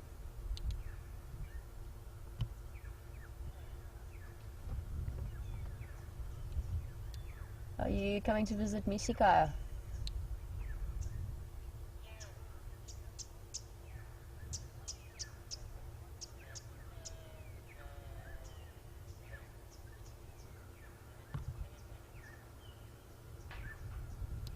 No, negative, but I've got your audio. I've just arrived here. There looks like one adult and maybe one Mpimpan at the back, but not much activity. Just letting Andrew know. I could hear another vehicle coming through.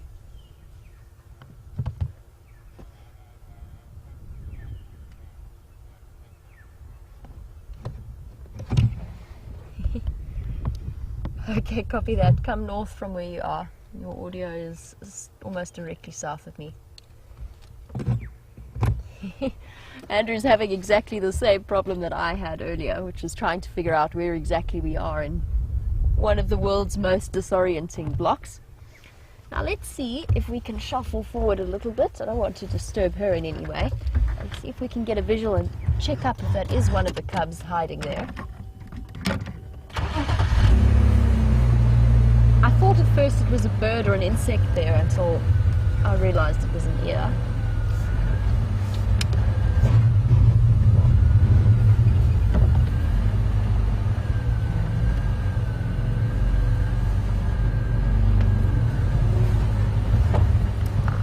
Alright, big girl, sorry. We'll stop there. Good morning. Oh, look how sleepy she looks. Blinking away.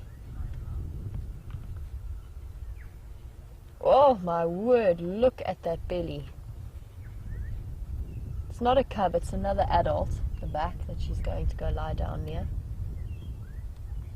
And that is that big female. She's the mother of the youngest cub. She's got that scar on her back.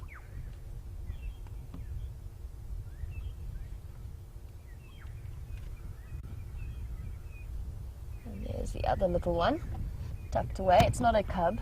Looks like the adult. Could be the mother of the twins. Standing by, Andrew. Sorry, guys. He's desperately trying to navigate his way through the block.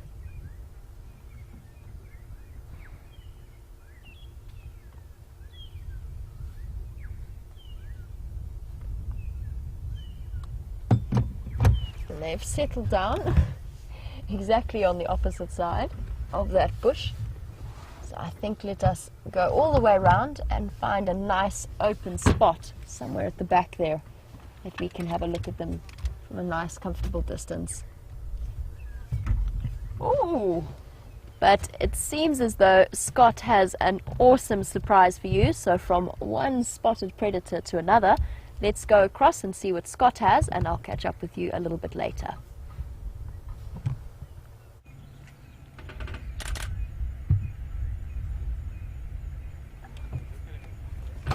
Welcome back, everyone, and we're in luck. Got a great view of Shadow feeding on the remains of this male duiker kill, and clearly she's taken it down from the tree. It's not uncommon for leopards to bring their kills down from a tree if there's no immediate threats around and feed on them in a more comfortable area. It can be quite awkward feeding up in a tree, but rest assured, if she heard any hyena or any rustles approaching in the vegetation around us, she would very quickly latch onto the duiker and get it up into a nearby marula tree, which we will show you shortly. But for now, while she's feeding, it's a good opportunity for us to show you this. It may end very shortly. Well, there's a vehicle moving around. They're just making their way towards Sindile, the young male. He's just over a year of age, and he's, I'm told, about 50 meters off, relaxing in the shade. And as the vehicle moves, she's just a little bit cautious, and she won't be able to hear the sound of any other animals approaching, so that's why she's sat up now, just to make extra sure. And I'm sure as soon as that vehicle turns off and gets into position, she'll continue.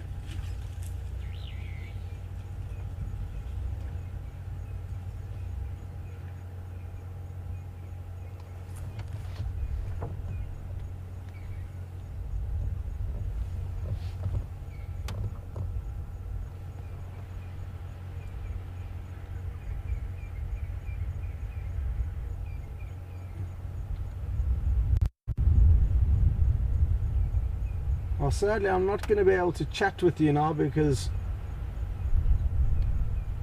I cannot hear any of the questions you're sending through to me, so apologies for that. You're just going to have to listen to me waffle on.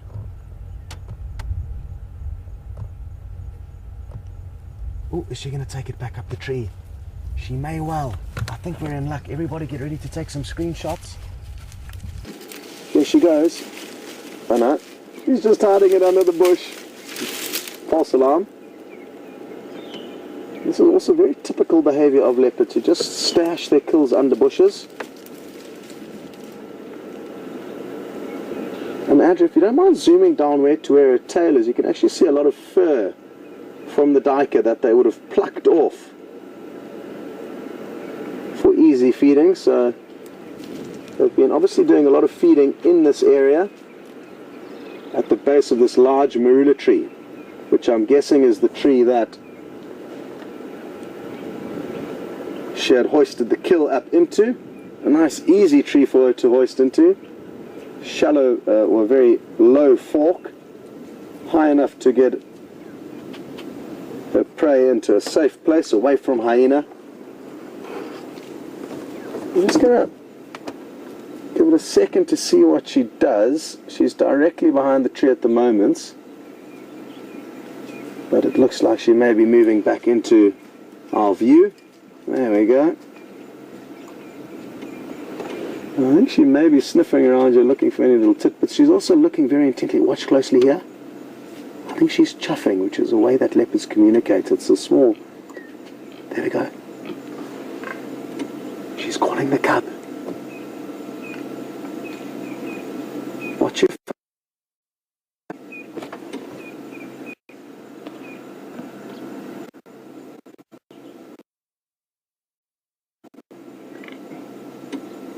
Very difficult to see, but she's basically going out of her nostrils and mouth and letting off the odd grunt to call Sindile. And won't it be wonderful? I'm just going to reposition the vehicle ever so.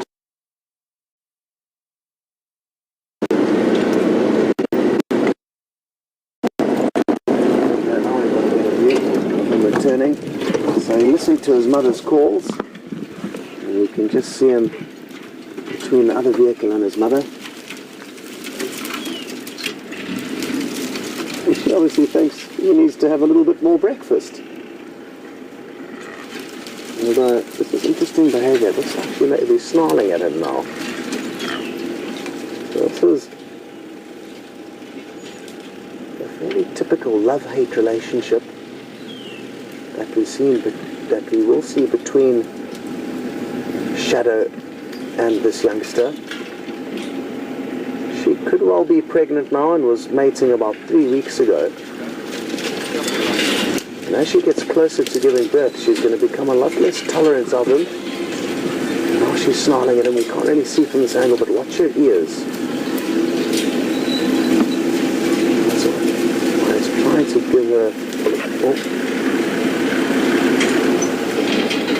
So confusing stuff this. She called him, and then now she's kind of shouting at him. Fascinating.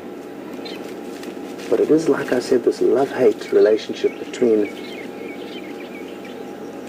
an adult leopardess and her cub, which is reaching independence. And she needs to start teaching him that she's not going to continue to feed him for much longer. Or at least she would prefer not to. But what I've seen in the past is that young leopards, just like this, will still tag along once their mother has given birth to the next litter. In his case, he's already bigger than her, so she can't overpower him. And they are family after all, so he's going to always have this forgiving side of her that will tolerate him. Let's see what happens here as he gets closer to the kill. I mean, the fact that she went all the way to call him from where he was, probably 2 miles away from here, after she had made the kill, is testament to the fact that she does still care for him. But that snarling earlier was very, very interesting.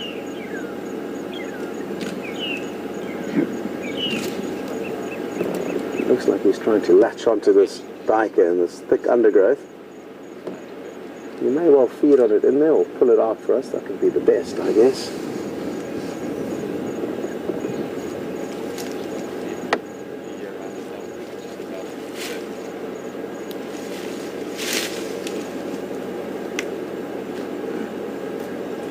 Really, really interesting behavior. I'm so glad we got you when we did.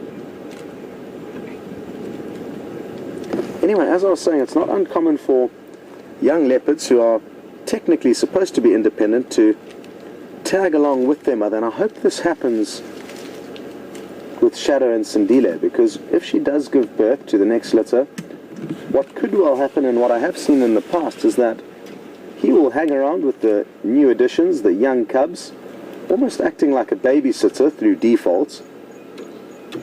So while she goes off hunting, they aren't going to be left completely alone, and they are going to have some relatively experienced eyes and ears looking after them.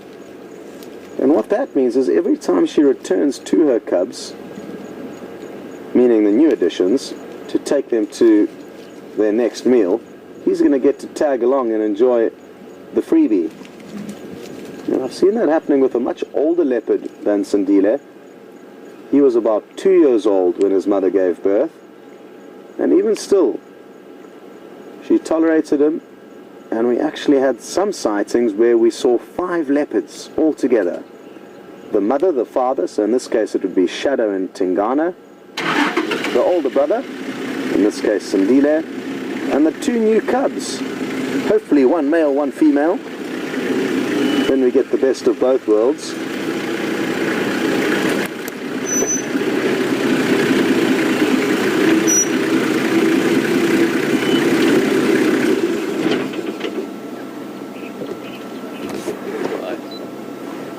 Now we don't have the best view from here, so I'm just going to reposition slightly and see if we can't get you guys a better spot.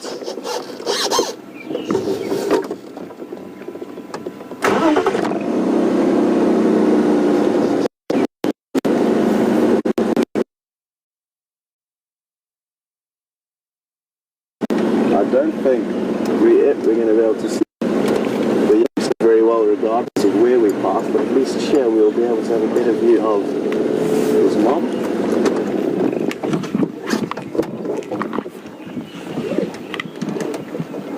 We're probably only about 4 or 5 meters away, so we're going to be able to get you some great close-up shots.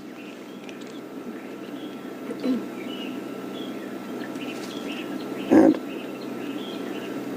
a message for the newer viewers: we are incredibly fortunate to be able to be this close to leopard.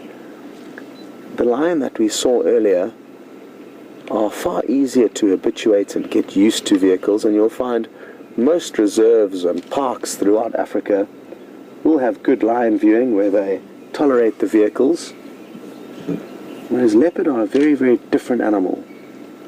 They've taken many... Oh, the flies are giving her a hard time. Sorry, Shadow. Doesn't look like much fun.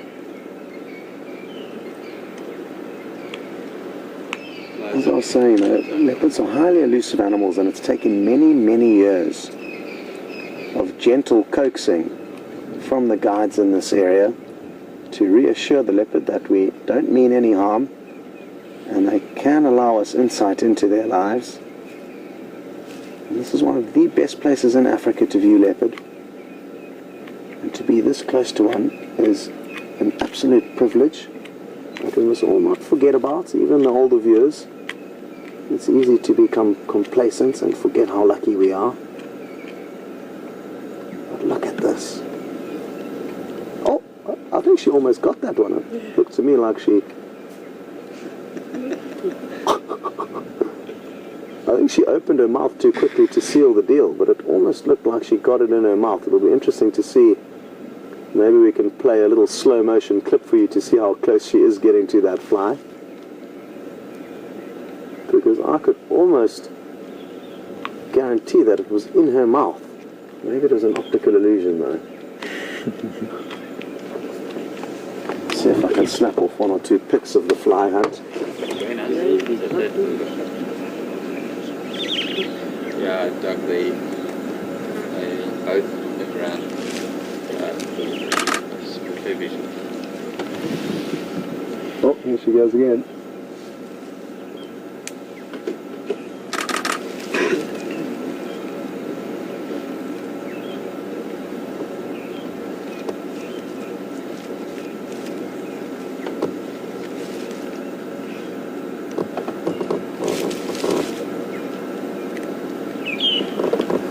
I wonder if it's worth trying at least to see if you can get a half a decent angle on Sindile.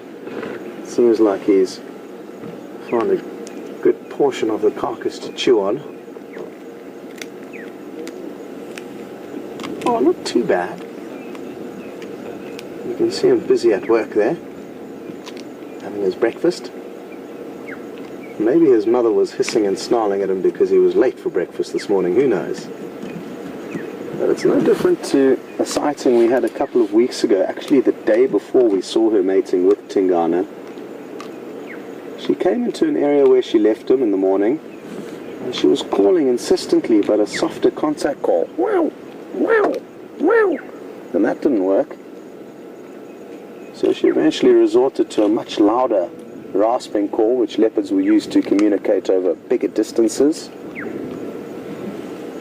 And eventually, after about an hour of desperate calling, he arrived. And they reunited and they seemed happy, and 10 or 15 minutes later she turned around and started snarling at him. So I guess it's this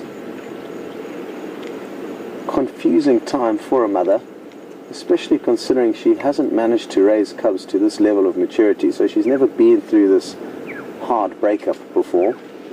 But it's completely necessary. She does need to focus her attention, or at least try and focus her attention on raising the next litter. She's just about done her job here. Some people may say that she's a little bit premature in giving birth to the next litter. Usually it's around 18 months to 2 years of age that a leopardess will give birth again. But at this rate it could be at around 13 months or 14 months. So a few months early. But I don't think that's going to have a massive impact on Sindile, because like I said, I'm fairly certain he's just going to hang around and be that kid who doesn't want to leave home.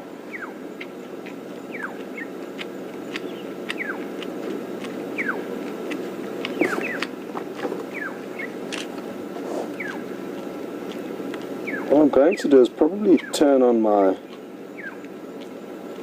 phone. I hope it doesn't interfere with the audio, and just see if Jess and Final Control is trying to send me any messages, because I basically have zero comms with her.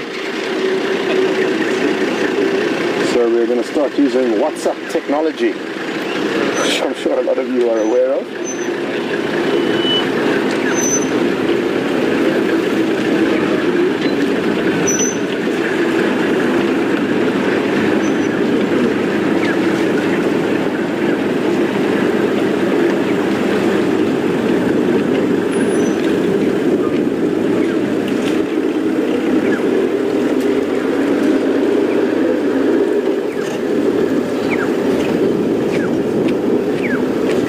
Awesome. Well, WhatsApp technology has come to the rescue, and we are ready for a slow motion fly replay. It's quite a long clip of about 40 seconds, so enjoy it. And I wish I was getting to watch it as well. And we will see you shortly.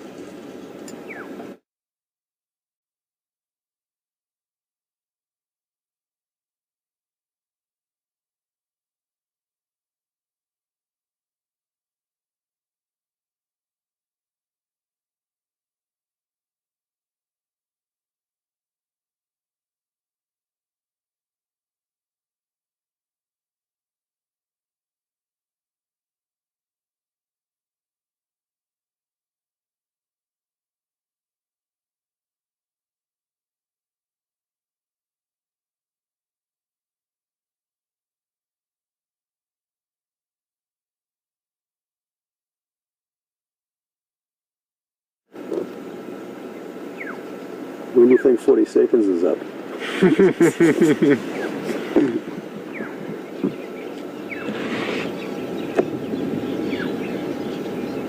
30, 31, 32, 33, 34, 35, 36, 37, 38, 39, 40, we'll give 5 extra seconds in case 41, 42, 43, 44, 45, I'm guessing. You guys are back, I hope you're back with us. And I fear that I've started speaking too early and the fly clip may still be playing. But Andrew and I are convinced that now the 40 seconds are up and you are back with us in real time, no more slow motion. I hope you enjoyed that clip. It must have looked awesome. Now, one thing that we haven't touched on this morning is the updates on Sindile, this young male leopard's rabies inoculations. Fear not, the Sabi Sands are on top of everything, and we are letting them do their business, which they are well versed at. It's not the first time they have had to deal with a situation like this. And as soon as they are ready to provide us with any more information,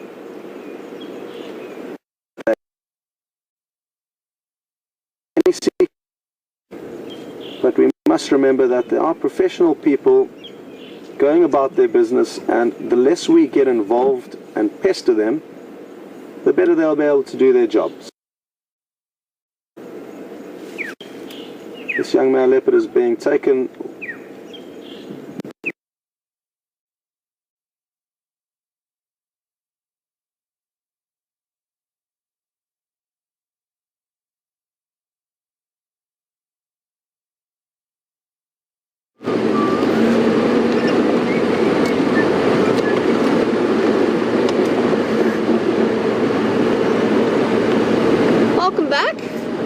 checking wisteria access for tracks. So that very large hyena was just a little bit flat, and we do apologize. We do apologize for the breakup in Scott's signal.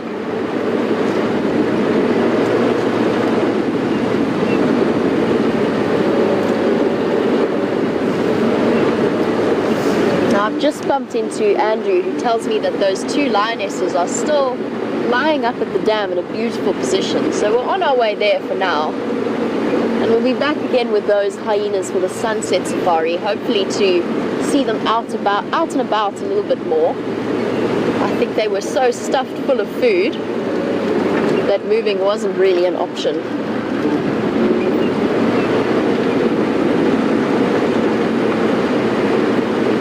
Wium and I were just chatting a little bit about their incredible ability to not only fill their stomachs, but also to distend it to the point that they managed to squash all of their other internal organs in there as well. It's unbelievable. I mean, looking at that belly on that hyena, she was probably the most stuffed full of food animal I've ever seen. And I've seen some very big lions. It's good to know they're being fed, or at least are feeding themselves.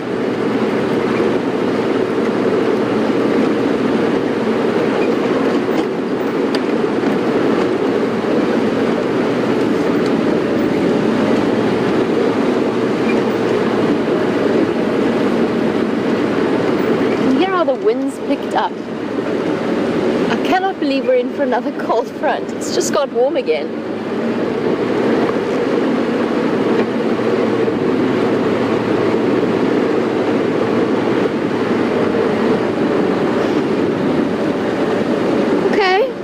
While I make my way back towards those lionesses, I think that Scott's signal is back up and running and he's got his picture back.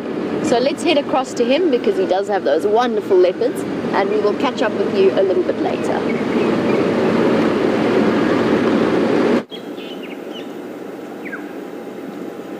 2, 1, we live, Andrew.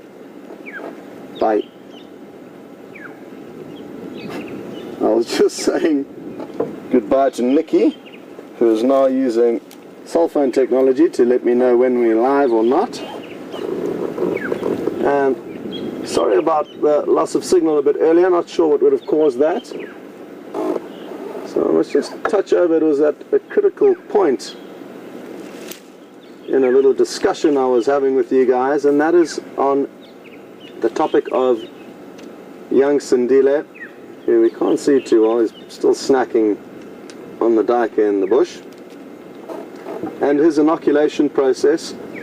The Sabi Sands are doing a great job and everything in their power to make sure that his inoculation process continues going smoothly, which it is up till date. So we've got nothing to worry about, and this leopard is in very good hands.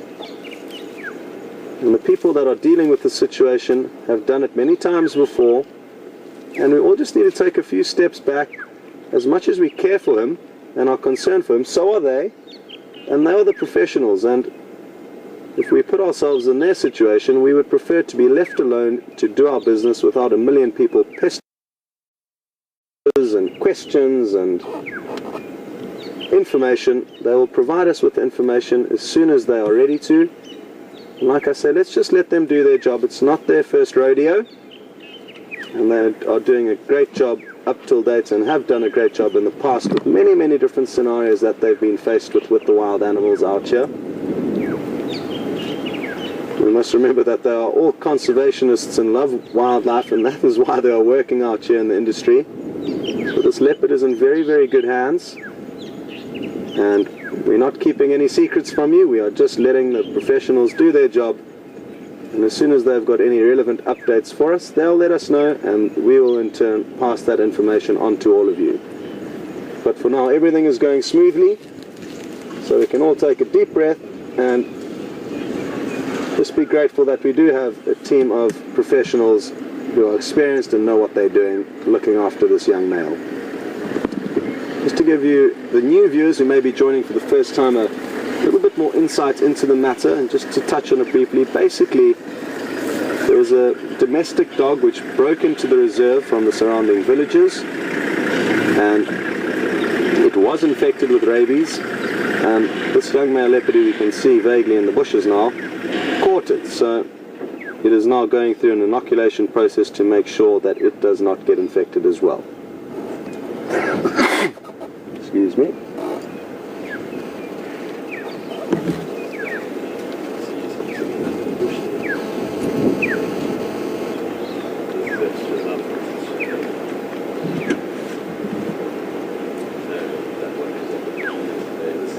Looks like all the easy parts of the carcass have already been fed on, and now he's having to be a little bit more meticulous in his feeding in order to get the little bits of remaining meat. It looks like he's feeding on the rib cage now.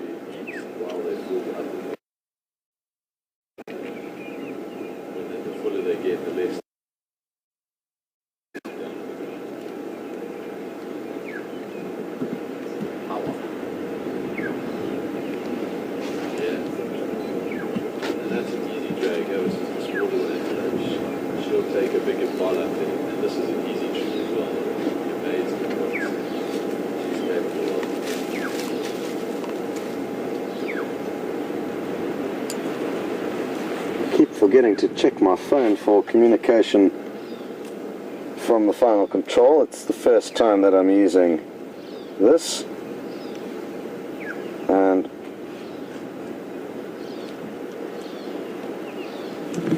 got some questions coming through. I'm just waiting for them to download. Thankfully we are in a good signal area here.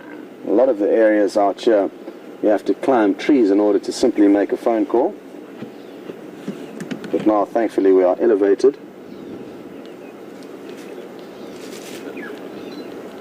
Looks like Sindile is thinking about moving, possibly had enough to snack on for now. And he's moved ever so slightly into certainly a better spot for us to see him in.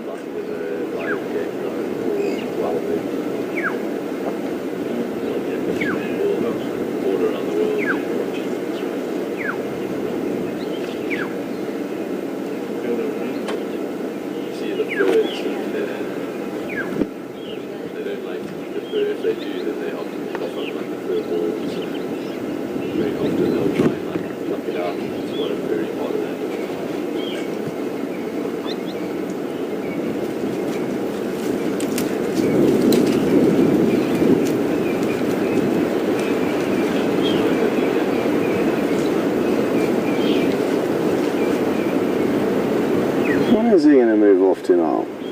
We're going to find a shady spot out in the open where you can get a little bit more of the breeze. Interestingly, he's also sniffing around. Obviously they were feeding on the kill on that area as well, and they're just making sure there's no little tidbits lying around there.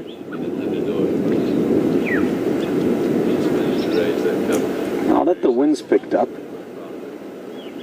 the scent of this kill will be blowing far and wide, and we must all be ready for some action if a hyena comes onto the scene. That would be the most probable animal to respond to the scent of a kill, but if any lion were in the area, Tingana, the big male leopard who's dominant in this area, and also the father of this cub, could also appear. Sadly, there have been no wild dogs in the immediate area. They're also a likely candidate, but there's none close by.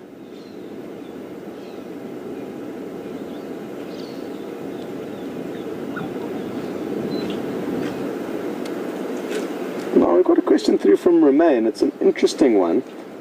As we saw her call him a bit earlier, she then walked through the bush almost where he's coming now, to the point where she's lying down, and Romaine's interested to know if she thinks that was a message leading him to where she had put the kill. Quite possibly, Romaine. Either that, or it was just through default and his sense of smell led him to it, but it certainly is plausible. And Romaine, I hope all is well in San Diego. I've never been there. Maybe one day I'll come and visit. I haven't done much traveling in the States, and I think it's about time I rectify that. What would be nice is to take a couple of months off and do a road trip through your massive country.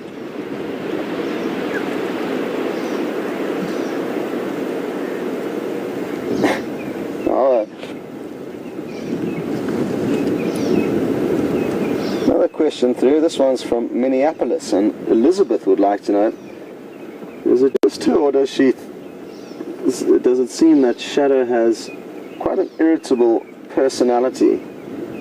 And Elizabeth, I think, depending on which shows you've watched, it may just have been unfortunate that you have only seen her snarling and acting a bit grumpy.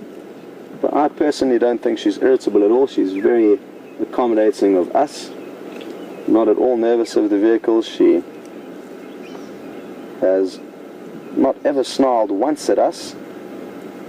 But like I say, over the last few weeks, she has been displaying a little bit of aggression towards Sindile, but it's necessary to start kind of easing him into the fact that soon he is going to be alone, and she is going to be a lot less tolerant of him.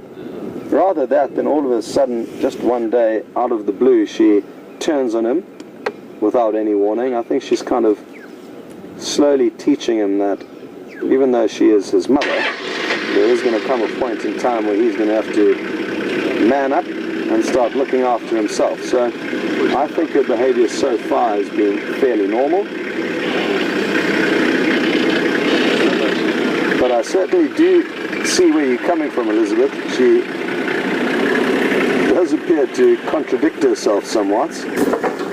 Sorry, I just had to say hello to Doug there. He came into the sighting and he was busy doing his job, enlightening his guests as to what's going on, and I was busy chatting with you, and by the time he decided to leave, I hadn't even given him a thumbs up. So I just wanted to say hello to him quickly. Oh, hello, boy. Thanks for coming out into a nice clear spot. You are absolutely flawless, and there are going to be many, many people all around the world that are ecstatic that you've come out of your bushy breakfast spots. Now take a closer look.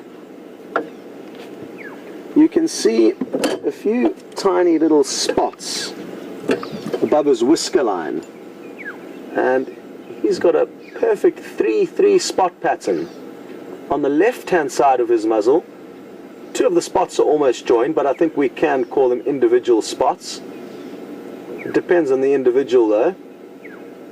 So if you look just to the right of his nostril, you'll see one dot and then two dots joined together.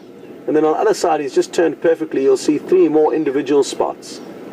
And it's usually, well, it's always from right to left that you'll call in a leopard spot pattern.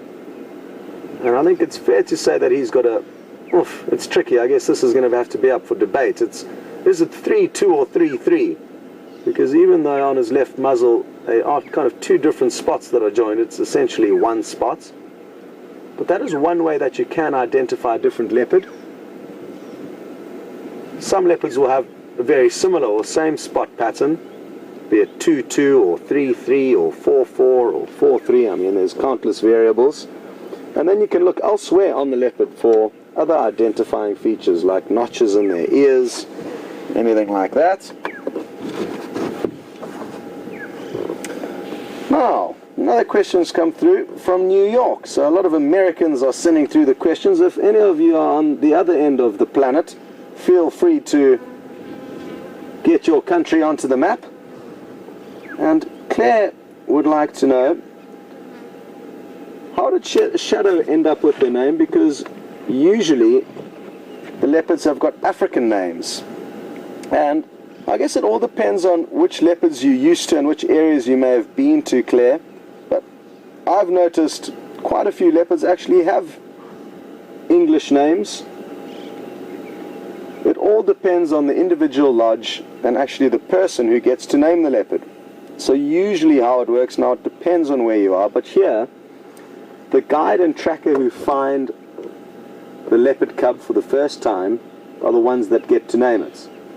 And they are given kind of free rein, I guess, as to what name they would like to use. And I even believe Shadow was initially called Tundi, possibly. She had another name before it became Shadow. And even young Sindile, who we as Safari Live have named, has not been officially named yet by the guides of this area. They're usually named when they become independent. And basically, a little bit of behind the scenes politics here. He was actually officially named as Madiba, but some of the guides from the surrounding lodges weren't happy with that name or the whole process that unfolded, so now he's gone back to Shadow's cub just to keep the peace. So there's often a lot of politics and backwards and forwards with naming of animals. And it doesn't necessarily have to be African. It can be something related to their personality traits, whether they're angry or whether they move big distances or whether they're friendly. So there's many different names that can be used regarding their personality traits. Another very commonly used name is to be named after a certain area. So if this male was spending time along a certain road, be it this road, for example, that we're off now, called Second Windmill, he could be called the Second Windmill male. And I mean, in this area I can think of a few other leopards that also have not African names. There's the Anderson male. What else is there that I'm not thinking of? But yes, I guess you're right, Claire. Mostly African names, but a lot of those might be named after a road. And there's no conclusive final answers to what they should be named or why.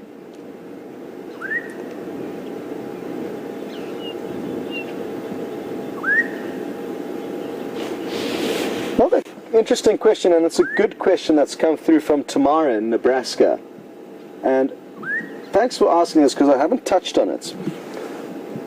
Do young male leopards form coalitions with other young male leopards when they head out of their territory on their own, similar to cheetahs and lions?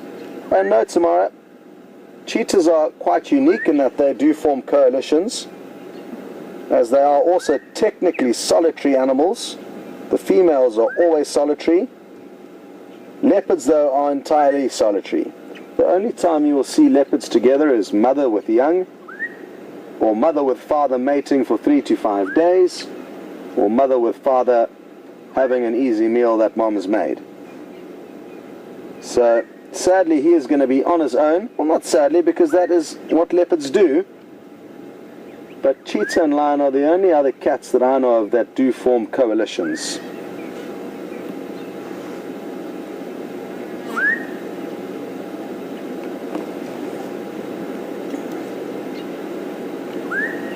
Now, earlier I was talking about how lucky we are to be so close to these animals.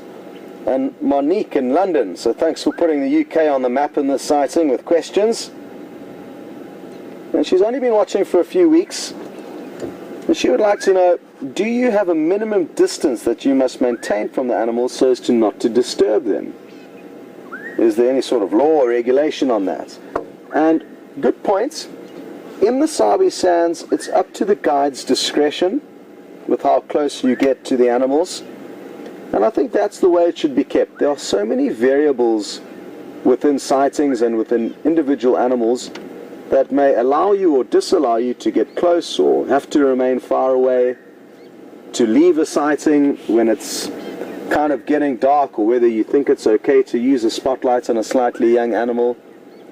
I think the best thing is to use discretion because there's so many variables. The wind in itself is a massive variable. If the wind was howling now and it was darkness, I would not be anywhere as close as I am to these leopards because of the risk of a hyena approaching and stealing their kill. Now, the reason why the wind is important and darkness is important is that it's obviously not as easy to see after dark, even though they have nocturnal vision. But also in a very, very strong wind, when there would be a lot of ambient noise, that would mean the hyena's footsteps would be muffled as it approached. So I would try and position myself further enough away so that we weren't blocking the incoming hyena's view of the leopard, and vice versa. Whereas if it was a dead still evening, I'd be perfectly happy to sit here because there'd be very little chance of anything creeping up to them. So that in itself is a good example of how the guide's discretion can be very valuable depending on the variables in the sighting. Also, obviously, you've got to take the specific animals into account. They've got no concern. As we drove up and reversed closer to Shadow,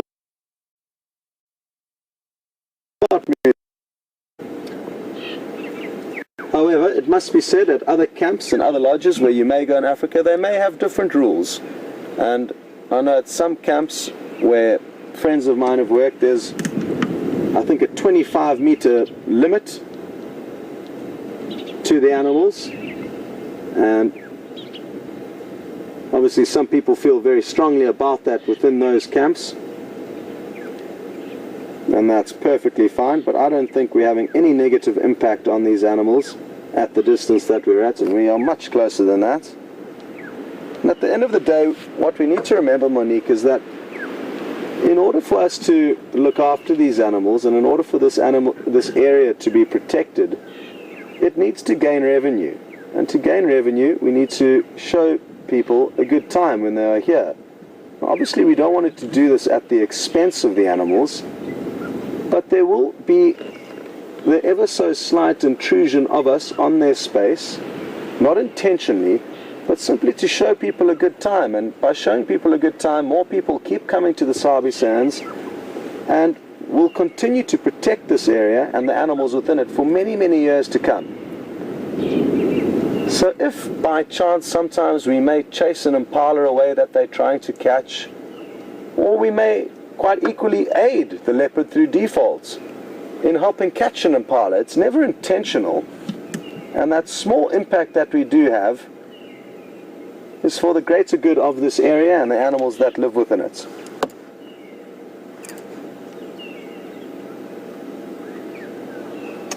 Well, thank you very much for this update, Georgianne in Illinois, as well as Vancy in California. Shadow was originally named Tingana, which is her now boyfriend's name.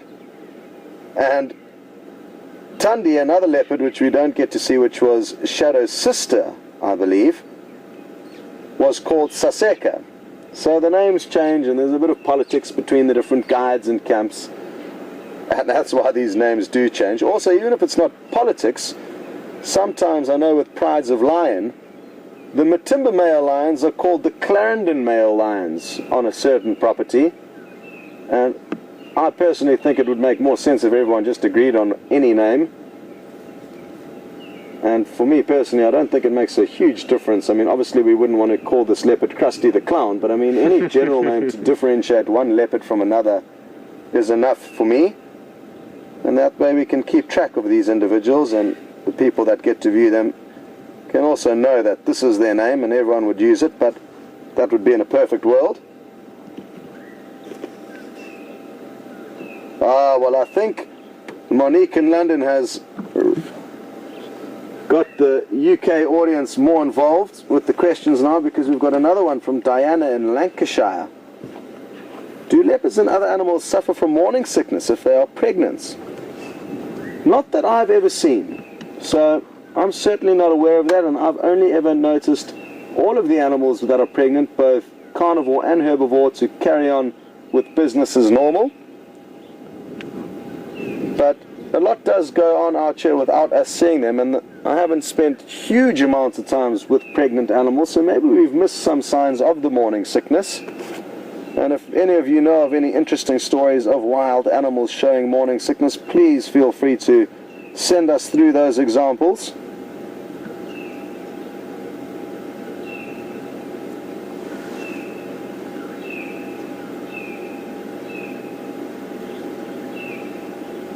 And I can't express how grateful I am of all of the updates you send us out here. We've got another one from Elizabeth in Minneapolis, and she says Shadow and Tundi, the two sisters, one of which is right here, were in fact the first litter of Karula. I think there was a predict text typing area, and it's come through that they were Maryland's first litter, but I'm pretty sure it was Karula's first litter.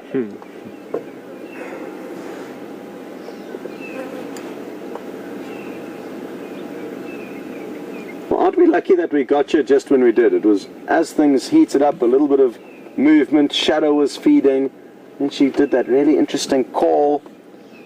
Sindile came up, then she started growling at him. He kind of kept his distance, not knowing what to do, and then she slunk off, and he followed in behind her and managed to have a little snack, and now they're both lying up in perfect position for us to view them.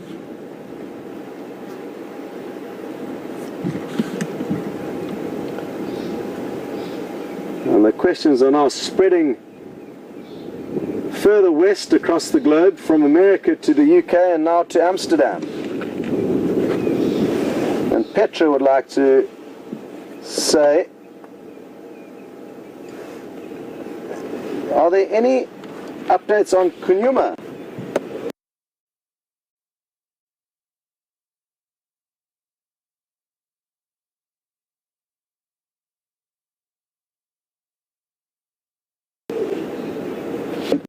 She's one of our been following the show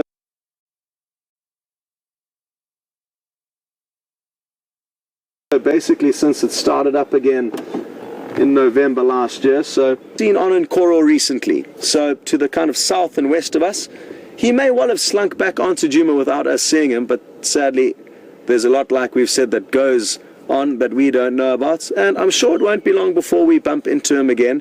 But if you would like to follow his progress, Petra, I would suggest either checking his Facebook page from time to time, or the Coral Rangers, because they appear to be seeing quite a lot of him. Now, we're going to send you back to Jamie, who has got another apex predator waiting for you, and we'll be waiting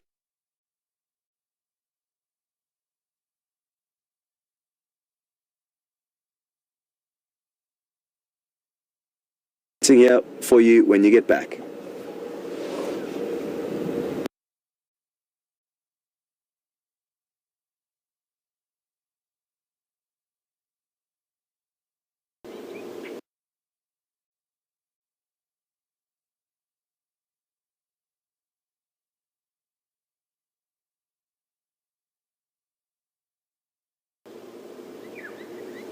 Sounds, by the sounds of it, I have a fresh kill.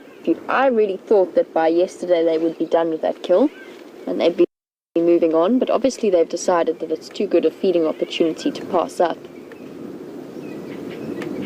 But I'm sure the waterhole is a good place to be if you're a lion, especially if you're looking to eat something that isn't slightly rotten buffalo.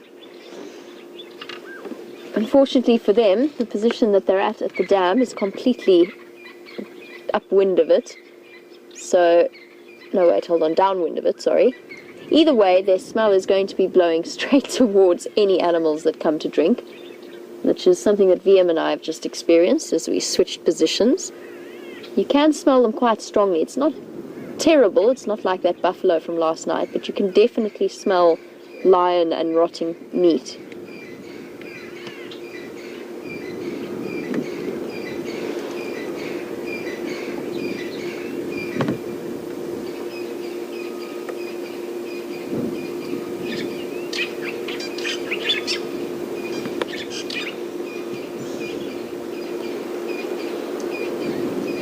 Now, as you can imagine, for the lions, it must be very nice to, beg your pardon, exhausted. It must be very nice to move to and from the dam because they have access to really nice, fresh, clean water.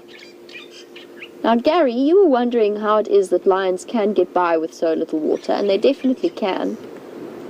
And although they will drink every day if they have the opportunity to, they're perfectly adapted for going a couple of days without water. And you see them in these desert areas around Botswana, and though their distribution, there might be slightly less of them around those areas, they survive perfectly happily. And the answer, I suppose, will lie with most desert dwelling or most water saving adaptations that mammals show, which would be within their kidneys, and they've got a way of preserving and reabsorbing the water that they use to help filter out all of that uric waste. So essentially, if we want to get really technical about it, they probably have an extra long loop of Henle in their kidneys, which allows, it's basically just a tubule within the kidney that allows them to both filter out all of the urea that they need to get rid of, but also to spend a lot of time reabsorbing that water, so they don't waste as much water as we do during their metabolic processes, and they manage to keep most of it in their bodies. And then, of course, with cooling down, they don't sweat like we do, although they do pant, so that can help cool them down. But they are just differently adapted to the way that we work. Now, I know that certain desert animals where it gets really, really hot, and I'm thinking in particular of the desert oryx, has a way of tricking the brain by sort of a countercurrent mechanism, so passing cooler blood that's been exposed to air around the hypothalamus in the brain that determines the temperature and the thermoregulation of the animal. And they use that as a way of tricking the brain into thinking the animal's body temperature is cooler than it actually is, so that they don't waste water trying to cool themselves down even more. Really very interesting. They're incredible animals.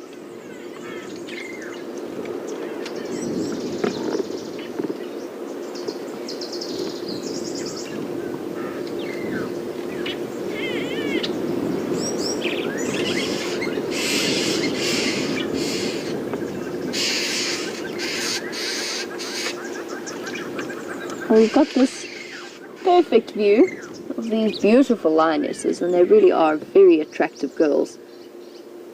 And Kathy, all the way from Tennessee, good morning and welcome to the Sunrise Safari. You were wondering if one of the lionesses has a darker face or whether it's just from being covered in a little bit of buffalo kill. And I'm thinking that you might be referring not to this female but to the one at the back who's got her head kind of tucked down. And the times that I've seen her, yes, she does. She's still covered in the... How do I put this? Yes, there we go. She's lifted her head perfectly for us. Thanks, girl. She is very much covered in the internal organs and bits of buffalo carcass still. And that's probably what's carrying that scent so strongly across to us. It's interesting that she's been, the whole time, she's been the one who's spent the most amount of time feeding on that carcass. I can't offer you up an explanation for that, it's just an observation. I don't know, just in my opinion, the lioness I've seen feeding the most is the one that's now covered in buffalo, dead buffalo. But they are looking terribly peaceful. They both look equally well fed. There's some very round bellies, not as round as that hyena, who looked right on the verge of exploding. It was so full. These two seem pretty relaxed. I really wonder what their movements are going to be from here. Are they going to stick around and feed on that buffalo still? Even though it's now a couple of days old and probably quite even more rank than when we last saw it. Or are they going to move around and move south and start looking for the other members of their pride that are presumably with the Birmingham boys still? We still don't have any updates on that score.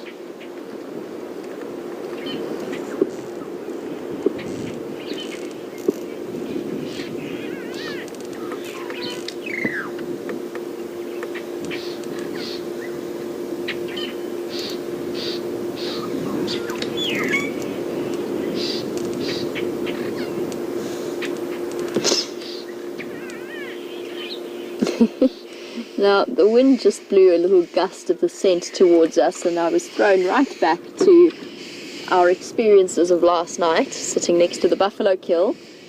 And Sharon, who's all the way from Pittsburgh, good morning to you as well, and welcome to the Sunrise Safari. In terms of how I tolerate it without feeling nauseous, I have to confess, and I'm usually very good with smells and dead animals. I've seen a lot of them. A couple of times. Last night was particularly extraordinary, and I definitely felt a little bit of nausea, I suppose. In fact, it wasn't even really that I was nauseous. It was honestly more like I just couldn't focus on anything else but the smell. And of course, every time I opened my mouth to breathe, to talk to you guys and to answer your questions, I got another sort of extra layer of it.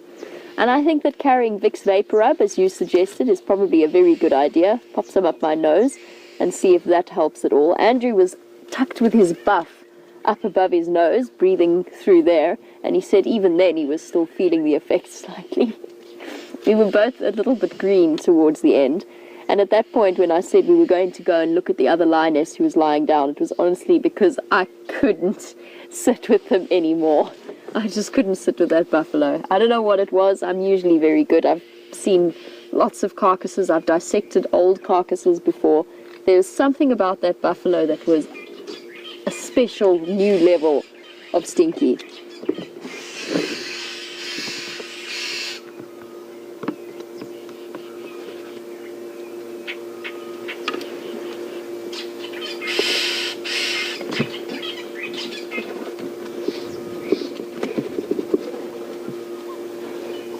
Well, these lions seem perfectly at peace, and I don't think they're going to be up to terribly much this morning.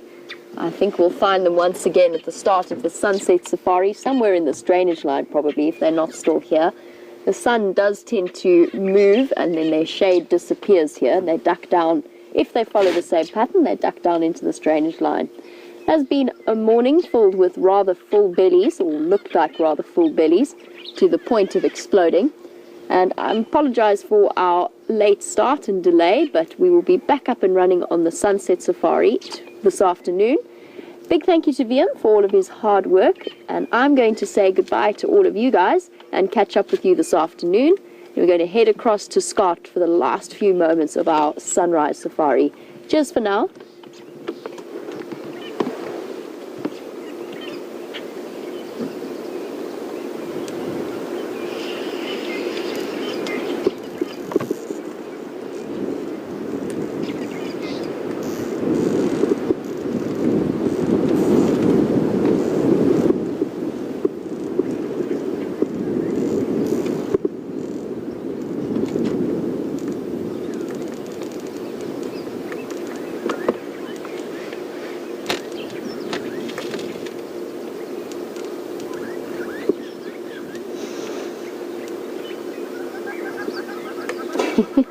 Well, I said I was going to say goodbye for now, but we are still here.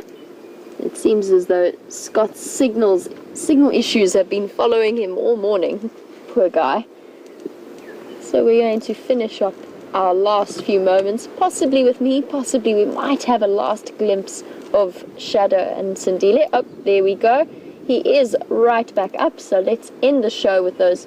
Never mind, it's back down again. Nope, okay. Sorry, everybody. Unfortunately, we won't have the last view of Shadow and young Sindile at their kill. And in that case, I'm going to say a big goodbye and a big thank you on behalf of Scott and Andrew, who are on Wendy, off in Arathusa and struggling with their signal issues.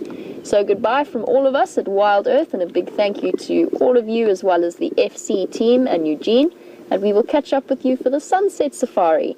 And this time I'm actually going to say goodbye, and it will actually be the end of the show. Goodbye, everybody.